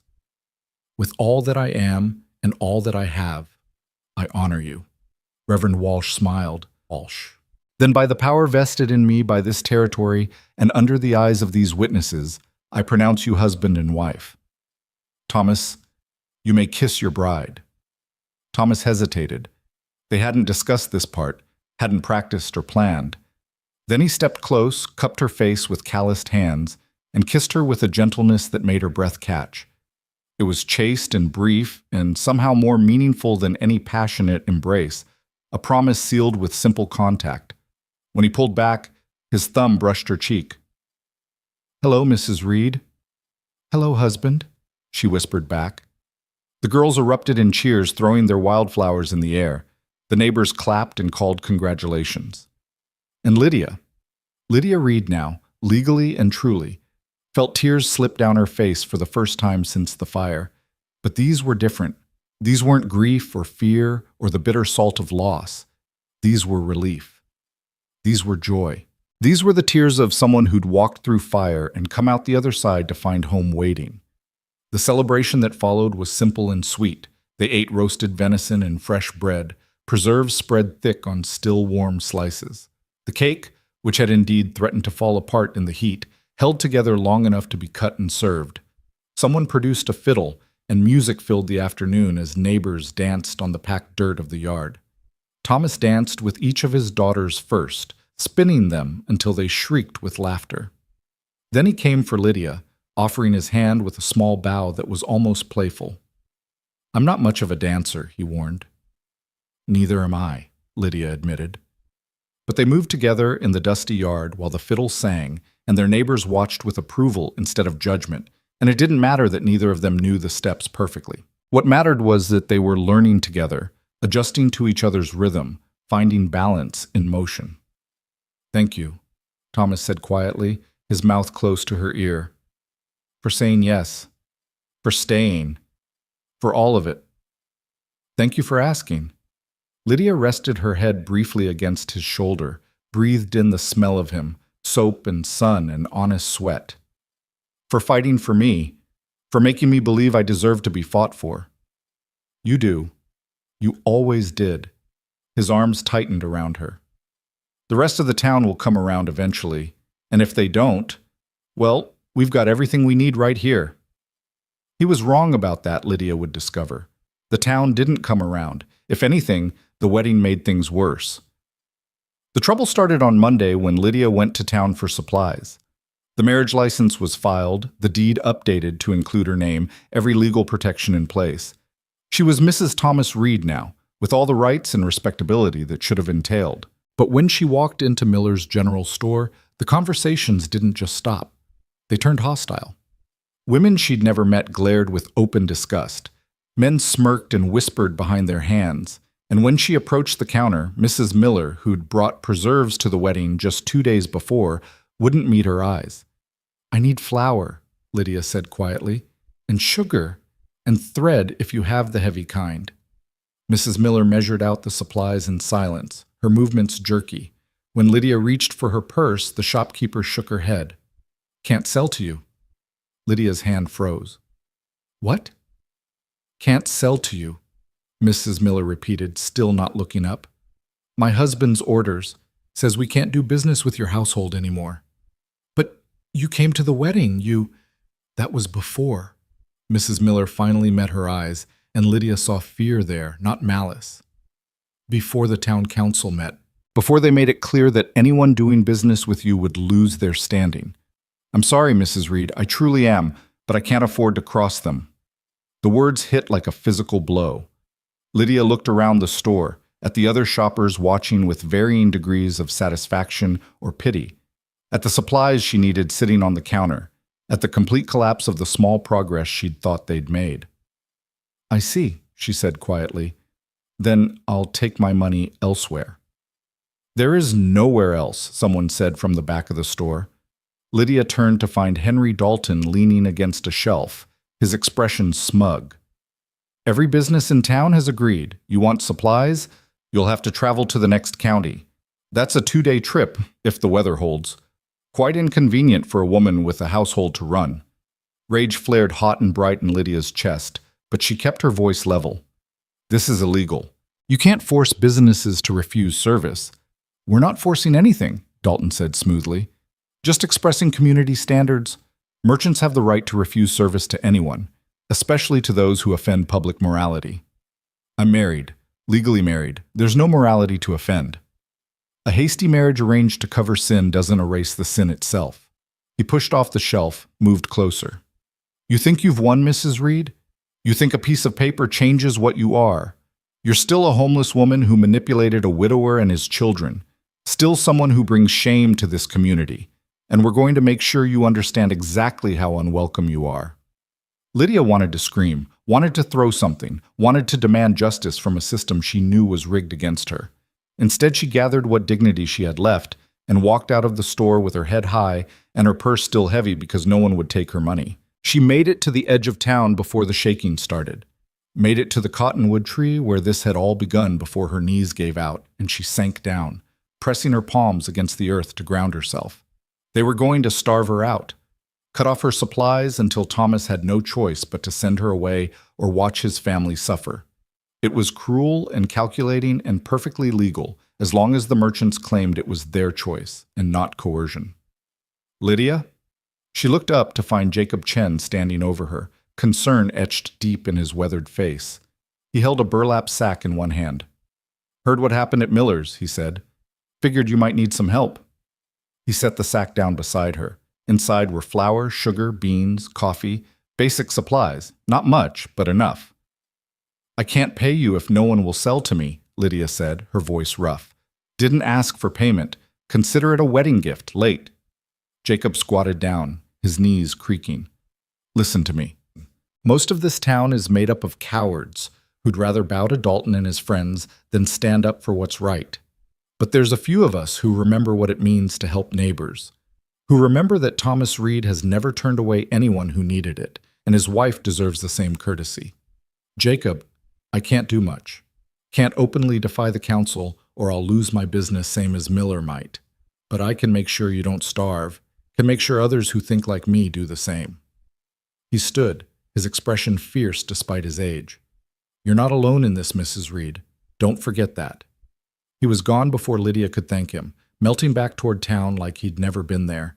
She picked up the sack, felt the weight of it, both the physical supplies and the emotional support it represented, and felt something settle in her chest.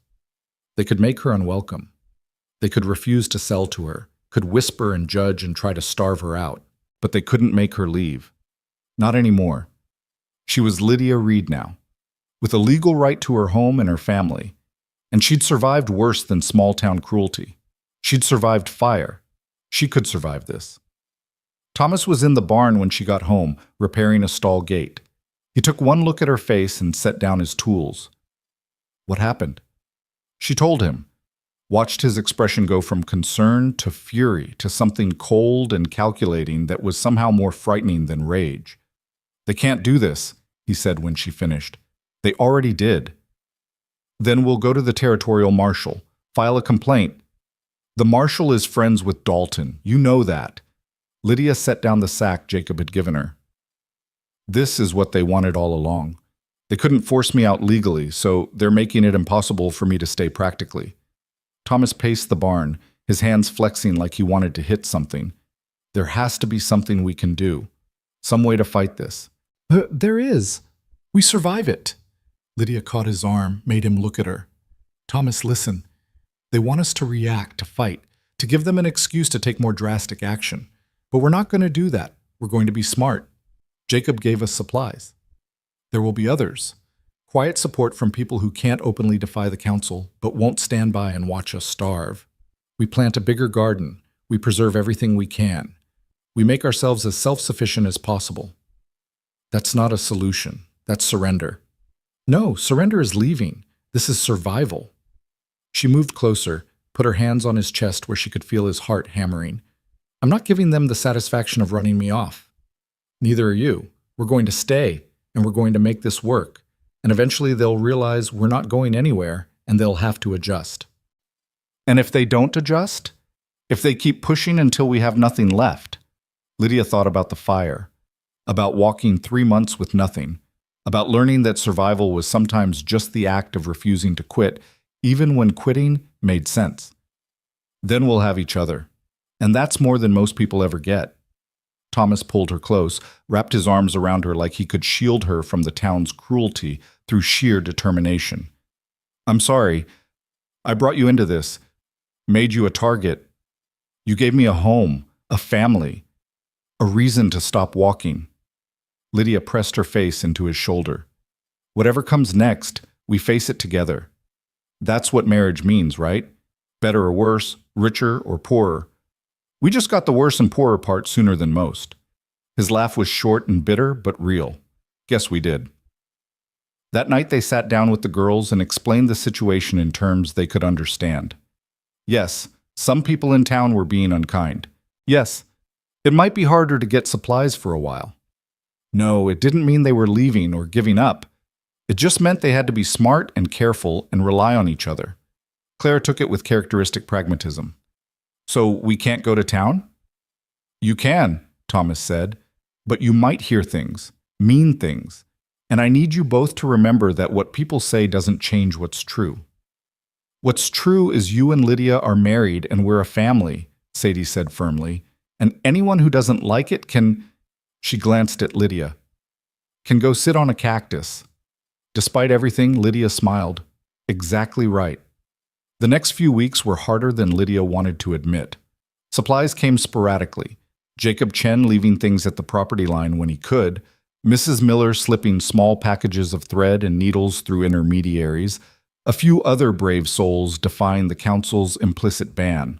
But it was unpredictable and insufficient, and Lydia found herself rationing flour, watering down coffee, making one chicken stretch across 3 meals. The garden helped. So did Thomas's hunting. They had eggs from the chickens, milk from the cows, vegetables they preserved in every way they knew how. It wasn't starvation, but it was lean, and Lydia watched the girls' dresses get a little looser and felt guilt gnaw at her constantly. "This is my fault," she said one night as she and Thomas worked side by side preserving tomatoes. "It's Dalton's fault, and the council's, and every person in that town who decided their pride mattered more than decency." Thomas didn't look up from his work. "Don't take on blame that isn't yours to carry. But if you hadn't stayed, my daughters would still be grieving. I'd still be burning every meal, and this house would still feel empty enough to echo." He set down his knife, turned to face her. "Lydia, you think I don't know what you gave up to be here? You could have kept walking, could have found a town that didn't know your history, could have started over somewhere easier, but you chose this, chose us, knowing it would be hard. That's not something to apologize for. That's something to be proud of." Lydia wanted to believe him. Some days she almost did. Other days she woke up aching with hunger she wouldn't admit and wondered if stubbornness was really the same thing as strength, or if she was just too tired to know the difference anymore. Then came the day Clara got sick. It started small, a cough, a slight fever, nothing alarming. Lydia gave her willow bark tea and kept her in bed, expecting it to pass. But the fever climbed instead of breaking, and the cough developed into something wet and rattling that made Lydia's blood run cold. Pneumonia, the same thing that had killed the girl's mother. "We need a doctor," Lydia said, trying to keep the fear from her voice. Thomas stood over Clara's bed, his face gray. "Doc Warren won't come. He's part of the council." "Then we'll go to him. Carry her to town if we have to." "Lydia, I don't care what it costs. I don't care what they think or say or do. We're getting her help." Her voice broke. "Thomas, we're not losing her. We're not." He looked at his daughter, small and flushed and struggling to breathe, and nodded. "Get her ready. I'll hitch the wagon." They arrived in town just after noon, Thomas carrying Clara wrapped in a quilt, Lydia at his side with Sadie's hand gripped tight in hers. People stared as they passed, but for once Lydia didn't care. Let them stare. Let them judge. Her daughter was dying, and nothing else mattered. Dr. Warren's office was on Main Street, a tidy building with a painted sign. Thomas kicked the door open without knocking, and they found the doctor at his desk, reading glasses perched on his nose. He looked up, saw them, and his expression closed. "I can't help you." "My daughter is dying," Thomas said, his voice deadly quiet. "You're going to help her. I'm under strict orders from the council not to provide services to your household." Thomas set Clara down in the examination chair with heartbreaking gentleness, then crossed to the doctor's desk in 2 strides. He didn't shout, didn't raise a hand, just leaned in close and spoke with the kind of cold fury that was more terrifying than rage. "You're a doctor. You took an oath to help the sick. That little girl has done nothing wrong except be born to a man you disapprove of. Now you're going to examine her. You're going to tell me what's wrong. And you're going to give me what I need to treat her, or I'm going to make sure everyone in this territory knows that Doc Warren let a child die because of politics. See how that sits with your conscience and your business." The threat hung in the air, sharp and real. Lydia held her breath. Sadie pressed against her side. Dr. Warren looked at Clara, at her fever-bright eyes and labored breathing, and something in his expression shifted. Not to kindness exactly, but to professional duty that overrode personal prejudice. "Fine," he said shortly, "but only because I won't have a child's death on my hands." He examined Clara with efficient, impersonal thoroughness, listened to her lungs, checked her throat, took her temperature. When he finished, he pulled Thomas aside, but Lydia followed, refusing to be excluded. "Pneumonia," Warren confirmed, his voice low. "Early stages, but serious. She needs rest, fluids, and this." He wrote out a prescription. "It's a tincture. Give her a teaspoon every 4 hours. Keep her cool and quiet. If the fever doesn't break in 3 days, bring her back." "Will she..." Thomas couldn't finish the question. She's young and otherwise healthy. With proper care, she should recover. Warren handed over the prescription and a small bottle. This should last a few days. After that, I'll figure something out, Thomas said. How much do I owe you? Warren named a price that was clearly inflated, punishment for forcing his hand. Thomas paid without argument, gathered Clara back into his arms, and left without thanks. They got the tincture at the pharmacy, another hostile transaction, another inflated price, and drove home in silence. Clara dozed fitfully against Thomas's chest. Sadie cried quietly in Lydia's lap, and Lydia felt something harden inside her, some last soft place calcifying into pure determination. The town wanted a war? Fine. They'd have one. But Lydia wasn't fighting for pride anymore. She was fighting for her family, and she would burn the whole territory to the ground before she let them take her children. Clara's fever broke on the third day, just as dawn light was spilling through the bedroom window. Lydia had been awake all night, sponging the girl's forehead with cool water, counting breaths, willing her to keep fighting. When Clara's eyes finally opened, clear instead of fever-glazed, and she whispered, "I'm thirsty," Lydia had to press her fist to her mouth to keep from sobbing with relief. Thomas appeared in the doorway moments later, looking haggard from his own vigil. "She's better?" "She's asking for water," Lydia said, and watched the tension drain from his shoulders like someone had cut strings. Sadie pushed past her father to climb carefully onto the bed, wrapping herself around her sister with the fierce protectiveness of a child who'd almost lost something precious.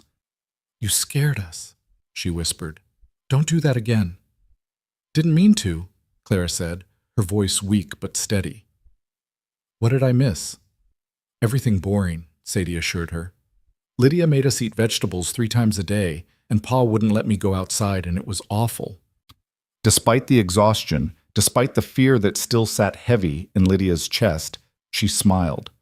This ordinary squabbling, this simple proof of life continuing, this was what they'd fought for, what they'd keep fighting for, no matter what the town threw at them. Over the next week, as Clara recovered, Lydia made plans. She cataloged every skill she had, every resource at their disposal, every possible way to make the farm more self-sufficient. Thomas plowed 2 more acres for vegetables. Lydia started preserving everything she could: pickles, jams, dried beans, salted meat. They couldn't control what the town did, but they could control how well they prepared for siege. Jacob Chen appeared one evening just after sunset, his wagon loaded with supplies he claimed were surplus from the livery: coffee, flour, sugar, even some fabric and needles. He refused payment, refused thanks, just unloaded everything into their barn and left with a nod that said more than words could. 2 days later, Mrs. Miller's daughter, a girl of maybe 16, appeared at the door with a basket of thread, buttons, and lace. "Ma says she's sorry," the girl said, not quite meeting Lydia's eyes. "Says she knows it's not enough, but she wanted you to have these. For the girls." Lydia took the basket with shaking hands. "Tell your mother thank you. And tell her I understand. Fear makes us all smaller than we want to be." The girl nodded and left quickly, glancing over her shoulder like she was afraid of being seen. They weren't the only ones. Over the following days, small gifts appeared, always at night, always anonymous. A sack of oats left by the fence, fresh eggs in a basket at the back door. Once, inexplicably, a whole smoked ham wrapped in burlap. The town's silent minority, making their position known through quiet defiance. It wasn't enough to live on, not quite, but it was enough to survive. Enough to prove that Dalton and his council didn't speak for everyone, no matter how loudly they proclaimed their moral authority. Then came the meeting. The notice appeared on the church door one Sunday morning, an emergency town assembly to discuss matters of public concern. Lydia saw it when she rode into town alone.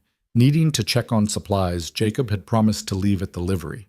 She stood reading the formal language that didn't quite hide its true purpose. They were going to try to force Thomas to choose between his farm and his wife. She rode home faster than was safe, found Thomas in the field, and told him. He listened without expression, then set down his hoe. "When?" "Tonight, 7 o'clock. "Then we'll be there." "Thomas, they're going to make demands. Threaten the farm, maybe custody of the girls. Then we'll face it. His voice was calm, but his eyes were storm gray and hard. I'm done hiding, done letting them dictate how we live. If they want a confrontation, they'll get one, but it won't end the way they expect. That evening, the four of them dressed carefully. Sunday clothes, pressed and proper, armor made of respectability. The girls were quiet, sensing the tension without fully understanding it. Thomas helped Lydia into the wagon with formal courtesy, and they rode into town as the sun was setting, painting the sky the color of old blood. The church was packed, every seat filled, people standing along the walls, the air thick with anticipation and judgment. Conversations died as the Reed family entered. Eyes tracked them, hostile, curious, pitying, as they walked down the center aisle to the only empty pew, right in front. Henry Dalton stood at the pulpit like he was preaching salvation instead of persecution. Ezra Hendricks sat beside him, along with Marshall Pike and 3 other council members Lydia recognized but couldn't name. The town's power structure, arrayed in judgment. Dalton waited until they were seated, until the silence was complete and uncomfortable, before speaking. We're here tonight to address a situation that has been troubling this community for some time now. The presence of Lydia Reed, in Thomas Reed's household has been a source of scandal and moral concern since the day she arrived. Lydia felt every eye on her but kept her gaze steady on Dalton. We've tried to be patient, he continued, tried to give Mr. Reed the benefit of the doubt, to assume he would come to his senses and recognize the damage being done to his reputation and that of his children. But patience has its limits. The hasty marriage arranged to legitimize this situation has only made matters worse, showing a clear disregard for propriety and community standards. What exactly are you proposing, Dalton? Thomas's voice cut through the speech, cold and level. Dalton's smile was thin. A solution. The council is prepared to offer you financial assistance to relocate Mrs. Reed to appropriate accommodations in another town. We'll cover travel expenses, 3 months' rent, even a small stipend to help her get established. In exchange, you agree to annul the marriage and ensure she no longer resides in this territory. The church erupted in murmurs, some approving, some shocked. Lydia sat perfectly still, her hands folded in her lap, and felt Thomas's arm come around her shoulders. No, he said simply. Mr. Reed, be reasonable. Think of your daughters, of their future in this community.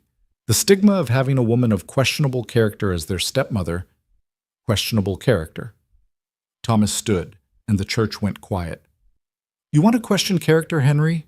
Let's talk about yours, about how you acquired the Henderson farm through predatory lending, about the 3 families you've driven off land they'd worked for generations, about the way you use the council as your personal weapon against anyone who won't bow to your authority. Dalton's face flushed dark. That's slander. It's documented fact. I've got deeds, loan papers, letters from families you've ruined, been collecting them for months, ever since you started making threats. You want to bring my wife's character into question in front of this town? Fine. But your own won't survive the scrutiny. The murmurs grew louder. Lydia saw several council members exchange uncomfortable glances. Ezra Hendricks looked particularly pale. This is not about me, Dalton said, recovering his composure. This is about protecting this community from moral degradation. Mrs. Reed arrived here with nothing, no references, no past, no explanation for the burns she carries or the circumstances that left her homeless. For all we know, she's running from the law, from debts, from crimes she committed elsewhere. And you expect us to simply accept her into our town without question? I expect you to show Christian charity, Thomas shot back. I expect you to judge people by their actions instead of their circumstances. Lydia has done nothing but help my family, contribute to my household, and try to live quietly despite constant harassment. What crime is that? The crime of deception, of manipulation, of using a man's grief and children's need to secure herself a position she hasn't earned. That's enough. Lydia stood, and the surprise of it, the quiet woman finally speaking, silenced the room completely. You want to know about me, Mr. Dalton? About my past and my scars and why I arrived here with nothing? Fine, I'll tell you. Thomas touched her arm. Lydia, you don't have to. Yes, I do. She moved past him into the aisle, facing the congregation, facing judgment she'd run from for months, deciding finally the truth was the only weapon she had left. My name is Lydia Moore. I was born in Pennsylvania, orphaned at 12, worked in boarding houses and private homes until I was 26. I was employed at the Brennan House in Salton when a fire started in the kitchen. She held up her scarred hands so everyone could see. I got these trying to save Mrs. Brennan from the flames, went back into a burning building to pull her out. She died anyway, 3 days later. The town blamed me, said I must have started it through carelessness, that I was responsible for her death. Insurance wouldn't pay. I lost my job, my home, my reputation, everything.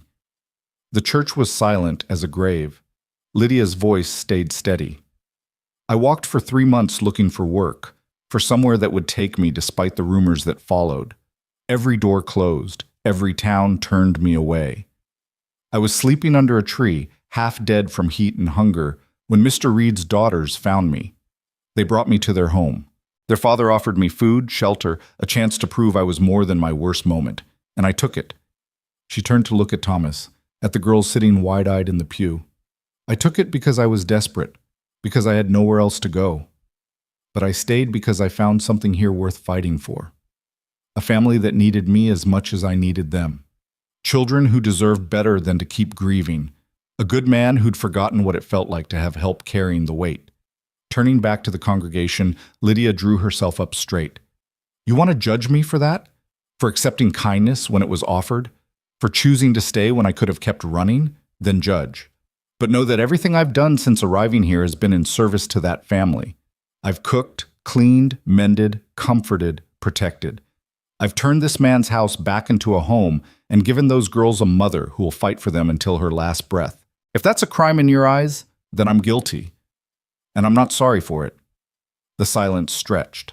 Then someone in the back started clapping, slow, deliberate. Lydia turned to see Jacob Chen standing, his weathered face set in approval. Others joined him. Not everyone, not even most, but enough. Mrs. Miller and her daughter. The widow who'd received firewood. Farmers Thomas had helped. The town's quiet minority finally finding voice. Dalton's face went purple with rage. This doesn't change anything. The council has made its decision.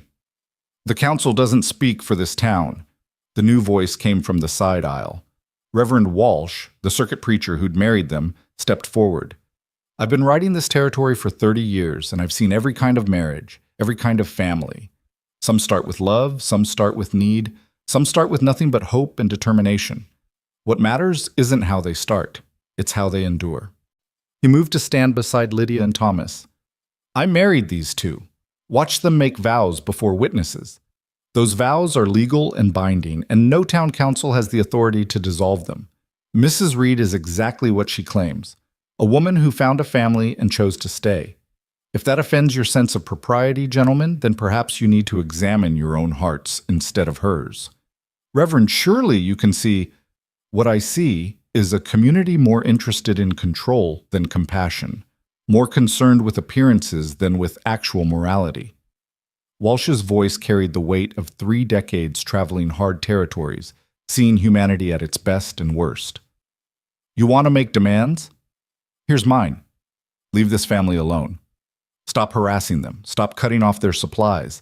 Stop using your positions to punish people for the crime of surviving. Or I'll make it my mission to ensure every preacher, every circuit rider, every traveling minister knows exactly what kind of Christian charity this town practices. The threat landed hard. In territories where preachers were scarce and respect for the church ran deep, Walsh's condemnation could destroy reputations more effectively than any scandal. Dalton opened his mouth, closed it, looked at his fellow council members. They offered no support, several actively looking away. The town had spoken, not unanimously, but loudly enough. The council's power, built on collective compliance, was cracking. This meeting is adjourned, Dalton said finally, his voice tight. But mark my words, Reed, this isn't over. Yeah, it is, Thomas said quietly. You just haven't accepted it yet. They left the church together, Thomas, Lydia, and the girls, walking through a congregation that parted with varying degrees of respect, hostility, and thoughtful silence. Outside, the night air was cool and clear, stars bright overhead. That was brave, Thomas said once they were in the wagon. Standing up like that, telling the truth. I'm tired of hiding, Lydia said. Tired of being ashamed of surviving. Whatever comes next, at least it'll be honest. What came next was subtle at first. Miller's General Store started selling to them again. Quietly, without fanfare, Mrs. Miller meeting Lydia's eyes with something like respect.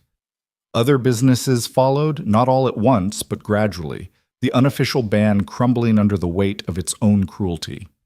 Doc Warren sent word through Jacob that he'd provide medical care if needed, free of charge, his way of apologizing for making them beg. Henry Dalton tried to maintain his boycott, tried to rally the faithful to his cause. But the town had grown weary of his moral crusades, had seen too clearly the difference between protecting standards and wielding power.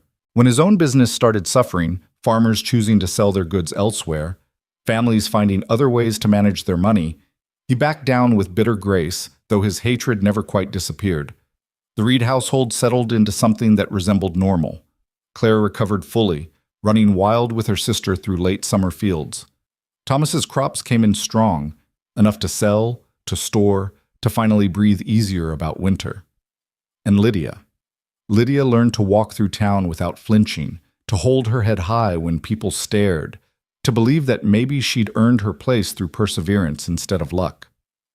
The marriage remained practical in most ways. Thomas kept his room, Lydia kept hers, their partnership built on mutual respect and shared purpose rather than romance. But there were moments, his hand finding hers during church services, the way he said her name like it mattered. The morning she woke to find he'd fixed the loose floorboard in her room without being asked. That suggested something deeper growing in the spaces between obligation and choice.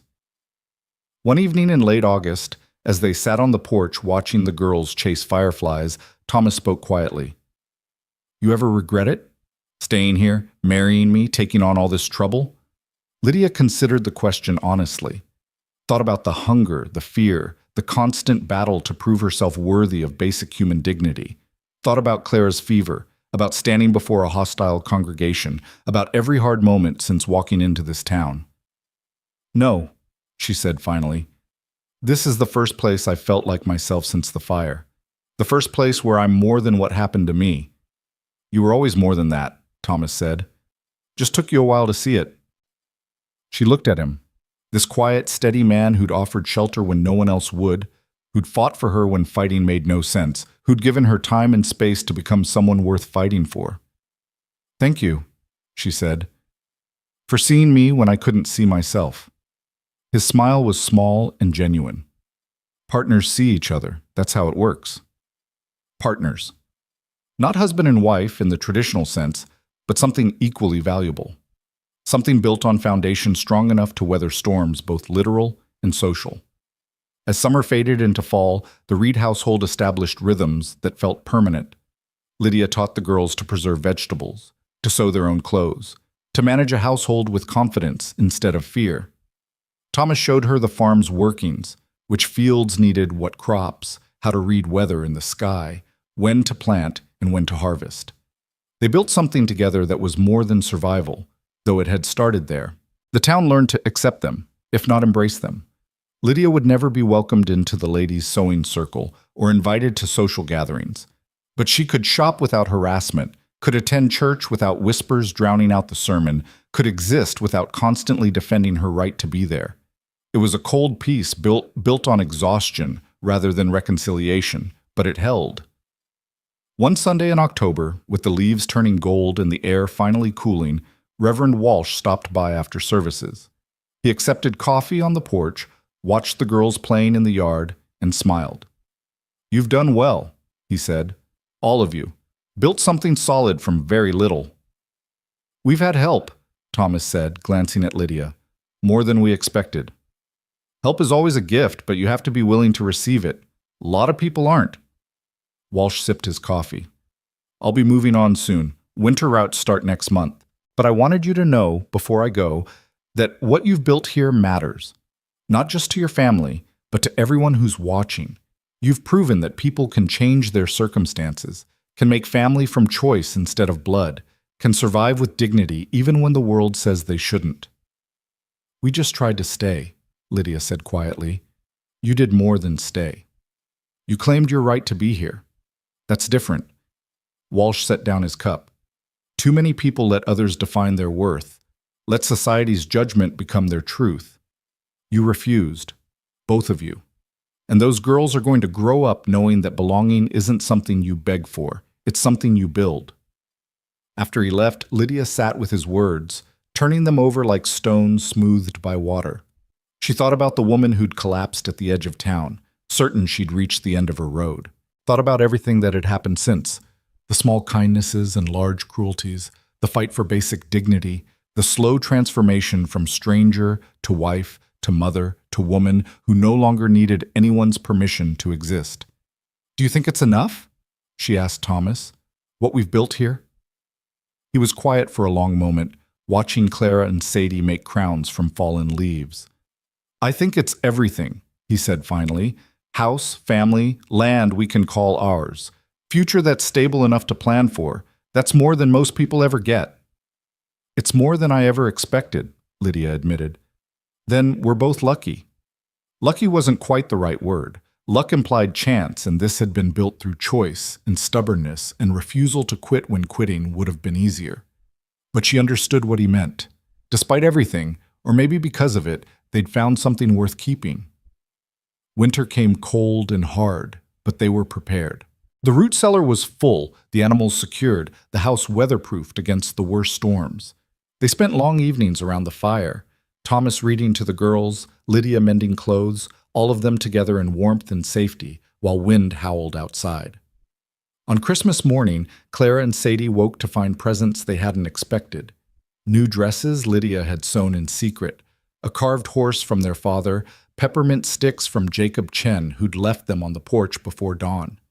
The girls shrieked with delight, throwing themselves at their parents with the kind of uncomplicated joy that made every hard moment worth surviving. Best Christmas ever, Clara declared, spinning in her new dress. We didn't even have presents last year, Sadie said, hugging her carved horse. Just sad potatoes. They weren't sad potatoes, Thomas protested. They were very sad, Clara confirmed. But this year is different. This year we have Lydia. The simple statement landed with unexpected weight. Lydia felt her throat tighten, felt Thomas's hand find hers under the table. Felt the absolute certainty that these children, this man, this home they'd built from determination and desperate hope, this was everything she'd been walking toward without knowing it. Yes, she said softly. This year, you have me. That night, after the girls were asleep and the house was quiet, Thomas knocked softly on Lydia's door. She opened it to find him holding something wrapped in cloth. Forgot to give you this earlier, he said, almost shy. Wasn't sure if you'd want it, but I made it anyway. She unwrapped the cloth to find a wooden box, small and beautifully crafted, with her initials, LR now, not LM, carved into the lid. Inside, lined with soft fabric, was a photograph. The four of them on their wedding day, slightly blurred but unmistakably real. Jacob took it, Thomas explained. Had it developed in the next county. Thought you might want something to remember the day by. I know it wasn't much of a wedding, but it was perfect, Lydia interrupted, her voice thick. It was exactly what it needed to be. She looked at the photograph, at Thomas standing straight and serious, at the girls grinning despite their attempts at formality, at herself looking fragile but determined, scarred hands visible even in the small image. They looked like a family, felt like one too. Thank you, she said, for all of it. The box, the photo, the life you've given me. We gave each other, Thomas corrected gently. You saved us too, Lydia. Never forget that. He kissed her forehead, chaste and sweet, the same gesture he'd made at their wedding, and left her standing there with a box full of proof that she existed, that she mattered, that she'd built something real from nothing at all. Spring arrived with mud and new growth, with planting and planning and the kind of hope that came from surviving winter intact. The girls shot up like weeds, requiring new dresses and shoes, and the patient attention of a mother who no longer questioned her right to the title. The town had moved on to other scandals, other concerns, leaving the Reeds to live their lives without constant scrutiny. Lydia planted a kitchen garden, larger than before, with herbs and flowers mixed among the vegetables. She took pride in making the house beautiful as well as functional, in creating spaces that felt like home instead of shelter. And slowly, carefully, she let herself believe that this life was permanent, that she didn't need to keep one foot pointed toward the door in case everything collapsed. One afternoon in May, she was hanging laundry when she heard hoofbeats on the road. Her hand stilled on the line, old fear rising automatic, until she recognized the rider. Mrs. Miller, alone, looking uncertain. "Mrs. Reed," she said, dismounting. "I hope I'm not intruding." "Not at all." Well, Lydia wiped her hands on her apron, wary but polite. "What can I do for you?" Mrs. Miller shifted her weight, uncomfortable. "I came to apologize. Properly, not through my daughter. For turning you away from the store, for being too afraid to stand up to the council, for every time I chose my comfort over your dignity. You deserved better, and I failed you." The apology was unexpected and clearly cost her something to deliver. Lydia studied the older woman, saw genuine regret in her expression, saw the courage it took to admit wrongdoing, and felt some of her anger ease. "Thank you for saying that," Lydia said quietly. "It means more than you know. I also came to ask if you might consider joining the church quilting group. We meet Thursdays, and we could use someone with your skill. Saw the dress you made for Clara. That kind of needlework is rare." It was an olive branch, an invitation into community Lydia had been excluded from since arriving. Part of her wanted to refuse, to nurse her grievances and maintain her isolation. But she thought about what Reverend Walsh had said about building instead of begging, about claiming belonging through participation instead of permission. "I'd like that," she said. "Thank you for asking." Mrs. Miller's smile was relieved and genuine. "Thursday, then, 2 o'clock at the church." After she left, Lydia stood in the yard feeling something shift in her chest. Not forgiveness exactly. Some wounds took longer to heal than others, but acceptance, maybe. Recognition that people could change, could grow, could choose differently when given the chance. Thursday arrived bright and warm. Lydia dressed carefully, braided her hair, and walked into town with her sewing basket and her scars visible, and her head held high. The quilting circle was small.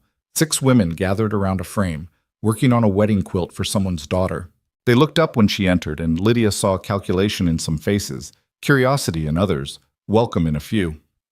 "Mrs. Reed," said Martha Chen, Jacob's wife, gesturing to an empty chair. "We saved you a seat." Lydia sat and picked up a needle, joining the rhythm of the work. The conversation flowed around her, gossip about neighbors, concerns about crops, the small talk that built community through shared attention. No one asked about her past. No one mentioned the scandal. They simply accepted her presence and moved on. By the time she walked home that evening, Lydia felt lighter. Not because she'd been forgiven. Forgiveness implied she'd needed it, and she refused to accept blame for surviving, but because she'd been included. Because for the first time since arriving, she'd participated in ordinary town life without it being remarkable. Thomas noticed immediately when she got home. "Good day?" "Good day," she confirmed, and told him about the quilting circle, about Mrs. Miller's apology, about the simple pleasure of being treated like she belonged. "Told you they'd come around eventually," he said, pulling her into a hug that had become more natural over the months. "Just took them a while to catch up." That night, lying in bed in her small room that felt less temporary with each passing season, Lydia thought about the journey that had brought her here. From fire to walking to a tree at the edge of town to this, a home, a family, a place in a community that had fought her every step but finally, grudgingly, made room. She thought about the woman she'd been, certain she'd never be worth more than the ash people saw. Thought about how wrong she'd been, how much stronger survival had made her, how claiming her own worth had mattered more than anyone granting it. She was Lydia Reed now, wife, mother, woman who'd walked through fire and come out tempered instead of broken. Woman who'd fought for her right to stay and won, not through anyone's permission, but through her own stubborn refusal to disappear. The heat that had driven her to this town felt distant now, replaced by the gentle warmth of a life built deliberately, carefully, with hands that bore scars but no longer trembled. She'd found home not by searching for it, but by choosing to stay when staying was hard, by building when building seemed impossible, by loving when love felt like the most dangerous risk of all. Outside her window, summer crickets sang. Down the hall, the girls slept safe, and whole. And somewhere in the house, Thomas moved quietly, checking locks and banking fires, tending to the small rituals that made a place secure. Lydia closed her eyes and let sleep come easy, knowing she would wake tomorrow in this house that was hers, in this life she'd earned, in this family she'd claimed and been claimed by in equal measure. She'd stopped running, stopped walking, stopped searching for somewhere to belong. She was home.